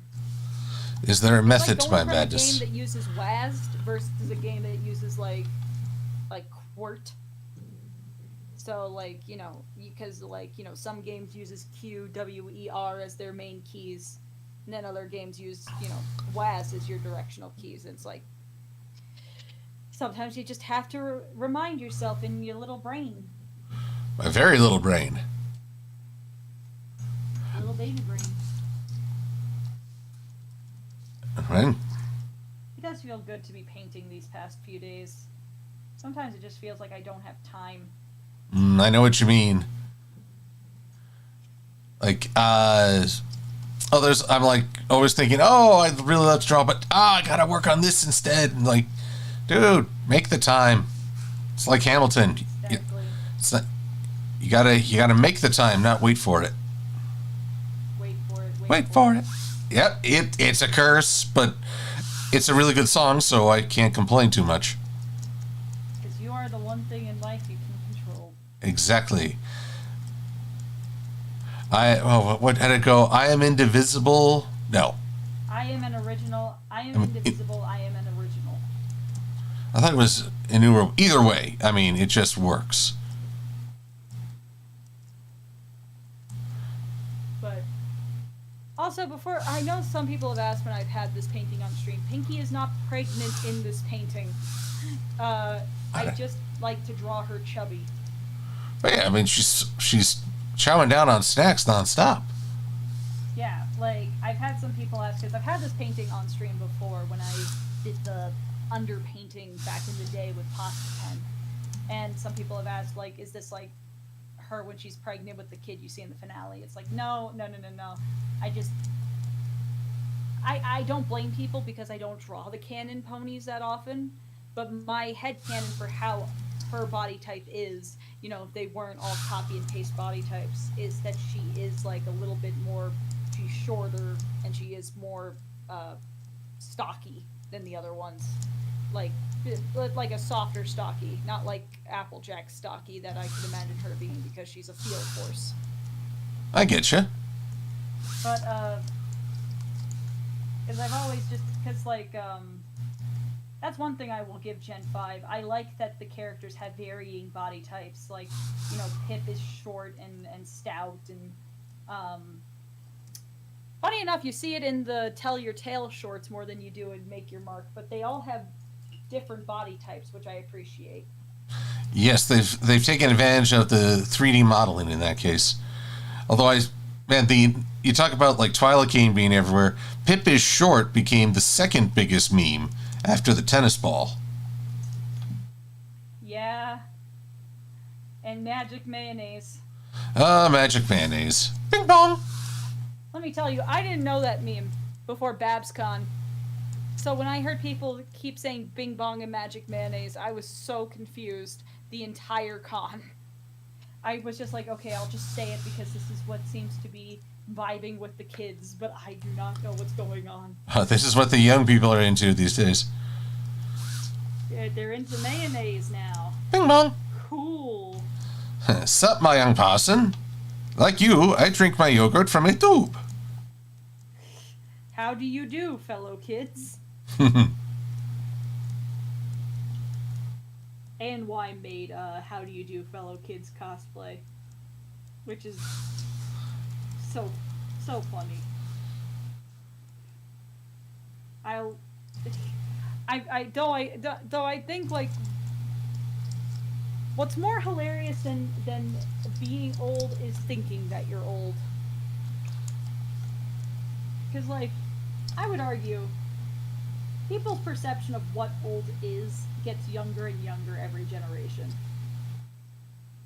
Like, because I personally see, I know that a lot of people used to believe that like 60 was the old age, or at least 50 was like when you were over the hill, you were old, you were literally middle age, half a century. And then it seems like the millennials picked 40, and now Gen Zers think like being 30 is old. I think like Gen Alpha thinks that being 25 is old. Okay. Like, at some point, people are just going to feel like they're old when they're 16. I'm picturing a playground where like a 10-year-old is saying to a 12-year-old, quiet, old man. That I don't like that timeline. And the 12-year-old is like, you kids today have no respect. When I was your age, it was like 2 years ago. 2 years ago. It could happen. I appreciated my nap times. That's right. Yeah. Why do the kids get nap times now? This is my old man show. Why do the kids get nap times? Adults need nap time. don't know. I mean, that's just been, our sleep has been preyed upon since like teenagerdom, because teens literally need more sleep to function properly, and then that's the age that they take away naps. Of And they're course. like, no, you have to arrive at 7 a.m. They're trying to push for schools to start classes like at 6:30 in the morning. Good Lord, you're not going to have anyone actually awake for those classes. Or some schools are trying to have classes be at to go till like 5:30, but they're starting at 8. Or start at 7 or 8, which I just is like, look, if you want to end that late, you have to start late. Like, shift the time. I don't care. Or give them less homework. Like, you can't expect success when you're not even giving them the proper tool to biologically function. Makes me wonder what's... The episode shows Sliders, where they arrive in a world where the retirement age was 30 and people start to work at 13, and that was the legal voting age. I remember that. The professor especially was like, I tell you, this world is mad. That boy is still wet behind the ears.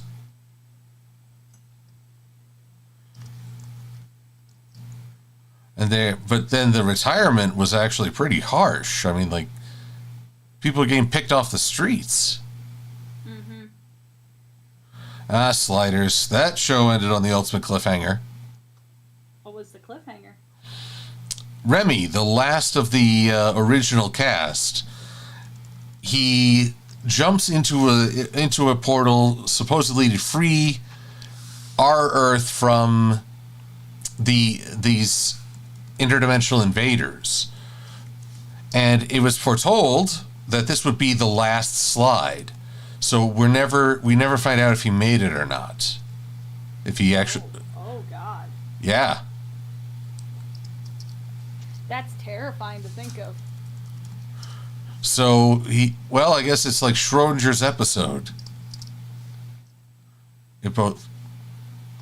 What in the hey did I just spend all the time working on if this thing isn't even separated?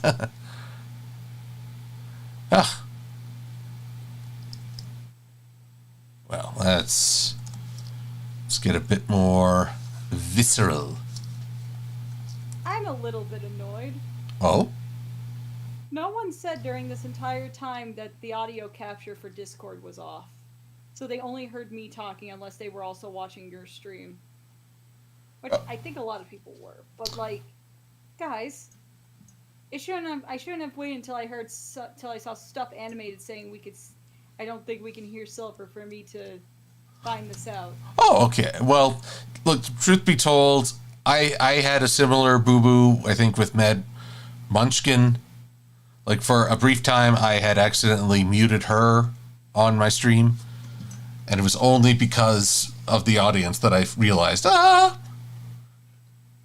Yeah, I'm just kind of like, I thought that I had muted both the captures, but I guess I was wrong. Sorry, guys. But I mean, these painting streams don't go up on my channel anyways, they're just here, so... Because usually I do this stuff on Twitch, but I was like, well, you're streaming on YouTube, I might as well stream on YouTube. Well, I can at least say that the YouTube crew has heard you loud and clear, and I believe my Twitch has also heard you. Yes, because Blue Griffin says, I can understand Pinky being drawn on the chubby side. But you know what? When she did get pregnant, I just know she would make a bun in the oven joke. Well, certainly. She would make a pie in the oven. Well, I guess it's both a pie and a sandwich.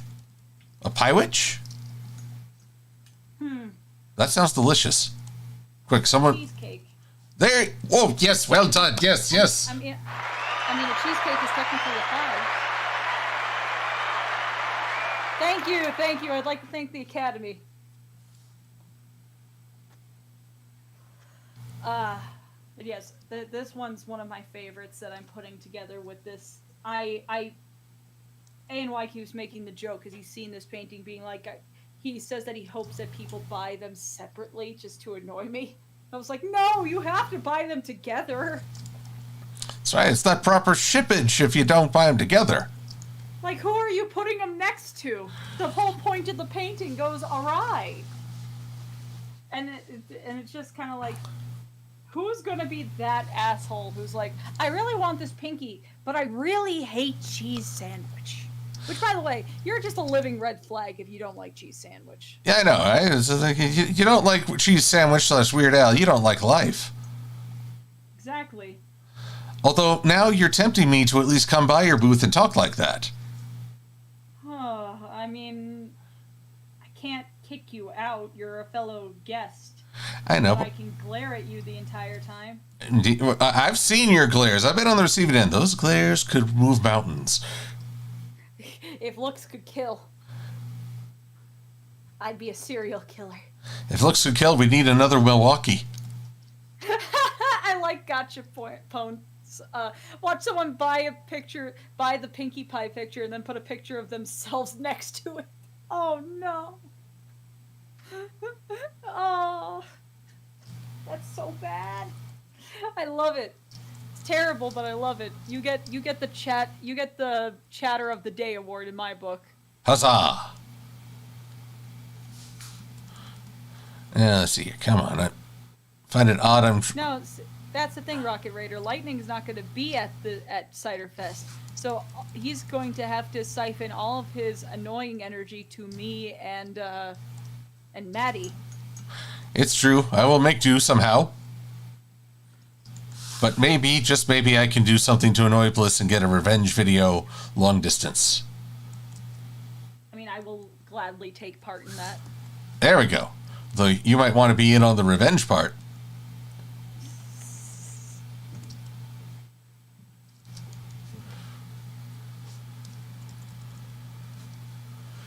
All right. Now, after all that, I feel like I was playing a very weird game of Operation, trying to get the skeleton to work the way it should. So what's the skeleton part for? Well, I figure once the lightning strikes the night, we get the classic old black outline with the skeleton visible. Classic. Okay, I see what you mean. I mean, if it were a pony, I'd still be trying to figure out what the tummy looks like. Good question. I just imagined a big rib cage. Well, let's see here. If I recall right, with Rainbow Dash, there was a cloud in her belly. With Apple Bloom, there was a cloud, an apple core. Oh yeah, there was those weird dolls that were cut in half, weren't they? That had the skeletons. Oh yeah, that was a thing too. Which I know Dusty got in on that. I was a little more. I think it's a cool concept. I don't want it in my home. Yeah, I just turned them all so the fleshy side was visible. But hey, I mean, for dissection for science. But yes, we never found out what was in a unicorn's belly. I mean, I guess magic, but like, I don't know, maybe. What's a thing to associate with magic and to put into a creature's stomach? I mean, Twilight's cutie mark would be. I can't say gems. That would just be a dragon's. I mean, sparkles. I guess glitter. What's something we associate with magic? Like a little swirl of magic? No. Yeah, like a star swirl, I guess. Oh, there you go. Or maybe just like the aura that you see around their horns. That's just their stomach. Man, I'd hate to see them when they have an upset stomach. Ain't a Pepto-Bismol in the world for that. Oh, Trinary says, it's on the half hour, time to save again. How do I control a painting, Trinary? I think he's doing it more for me, as I am prone to forgetting to save. And boy, it's bitten me once or twice or several times. I know that feeling. But yes. So are there any pieces of merch that you're debuting at Ciderfest? Debuting? Well, I have entire new charms that just came in before Everfree. Are they the Ember ones? Yes, the Ember and some Changeling and several character models, which have not been seen by the wider fandom. I'm hoping people will enjoy. Oh, that's going to be great. I have some charms coming in before Ciderfest. Oh, nice. Quicksand charms, so there's like liquid inside of them. Oh, nice. I have Dr. Hooves and I have Luna. Also, by virtue of my friends in Commentaries Magic, I have vials of Philomena ashes. How did they make that? You don't want to know. Oh. Actually, it is a vial with like ashes from a fireplace, and they did a custom label. I'm wondering if I should offer Changeling goo. What would be the goo? You get a little glue, you get a little water, a little food coloring, beep, beep, beep, Changeling goo. Goo. Oh. I mean, that sounds like a good... I mean, I can't say that I haven't thought of anything like that, because I have had the thought of, at some point, selling bottles of... no, not bottles, like jars of mood slime. Oh, there you go. From Ghostbusters 2, and it's just probably pink glitter glue or something, or just pink goop. Or you can, in these days, you can market it as Sunny Sneezes. Oh. Yeah, I think mood slime's more palatable than Sunny Sneezes. Well, I'm just thinking of that, probably the grossest episode of My Little Pony, Tell Your Tale, is when the whole town got hay fever from One Pony's magic. I mean, yeah, that one was a gross episode. Although what's so funny is everyone, well, no, I shouldn't say everyone, but commenters on at least Equestria Daily are kind of shocked and dislike this gross out humor, and I'm like, why? I mean, come on, if this was a show aimed at guys, that'd be the norm. Yeah, like, this is just kind of... I mean, a lot of shows have made this joke, like, and not just, like, kiddie shows, like, shows that are meant for teen audiences and stuff. Like, Mau Mau had a whole episode about Mau Mau being sick, and he was just sneezing up all over the place, and it was gross. Being sick is gross. It is, but it's also kind of hilarious. Exactly. So you're seeing someone suffer, and people suffering is hilarious, says Silver-Quill. Schadenfreude. Exactly. So I say let the ponies sneeze and snot and all that. Indeed. I'm gonna need to take a break from painting for a bit, because I have a diffuser light above me to help with lighting for the painting process and also streaming, and it's a good source of light for these things because it keeps the colors all intact. However, having that light be right above you for hours on end is not exactly great on the eyes. Oh, I can imagine. You know, I'm at a good stopping point here, so perhaps here we are, more than a half hour overtime. I appreciate everybody hanging with me on this. Yeah, we both made progress in our things. Very good things, and well, like I say, I got to get this review done before Halloween, and then I have Ciderfest to look forward towards, and good friends, and great art. Indeed. Yes, I cannot wait to see and see all you people who are coming, and see all my friends and peers. It's gonna be a great time. Indeed. So we're all looking forward to it. Hope folks in Milwaukee or adjacent can join us. But if not, we'll celebrate in spirit. And if people want to watch more progress on these paintings, I'll probably, or on the other things that I'm making for Ciderfest, because I'm also finishing up a few prints and posters last minute, because that's the Keyframe way. I'll probably be streaming on Twitch or on YouTube every day, like just working on stuff, making progress, because streaming helps me keep focus. So that'll be on my end. But I'm glad that I was able to join for a Fulfillment Friday. I feel fulfilled. Good, that's the goal. And now I need to fulfill my stomach, because I am very hungry. Same here. So let's all have some din din. All right. Have a good night, everybody. Be safe and be well. I'm Silver-Quill.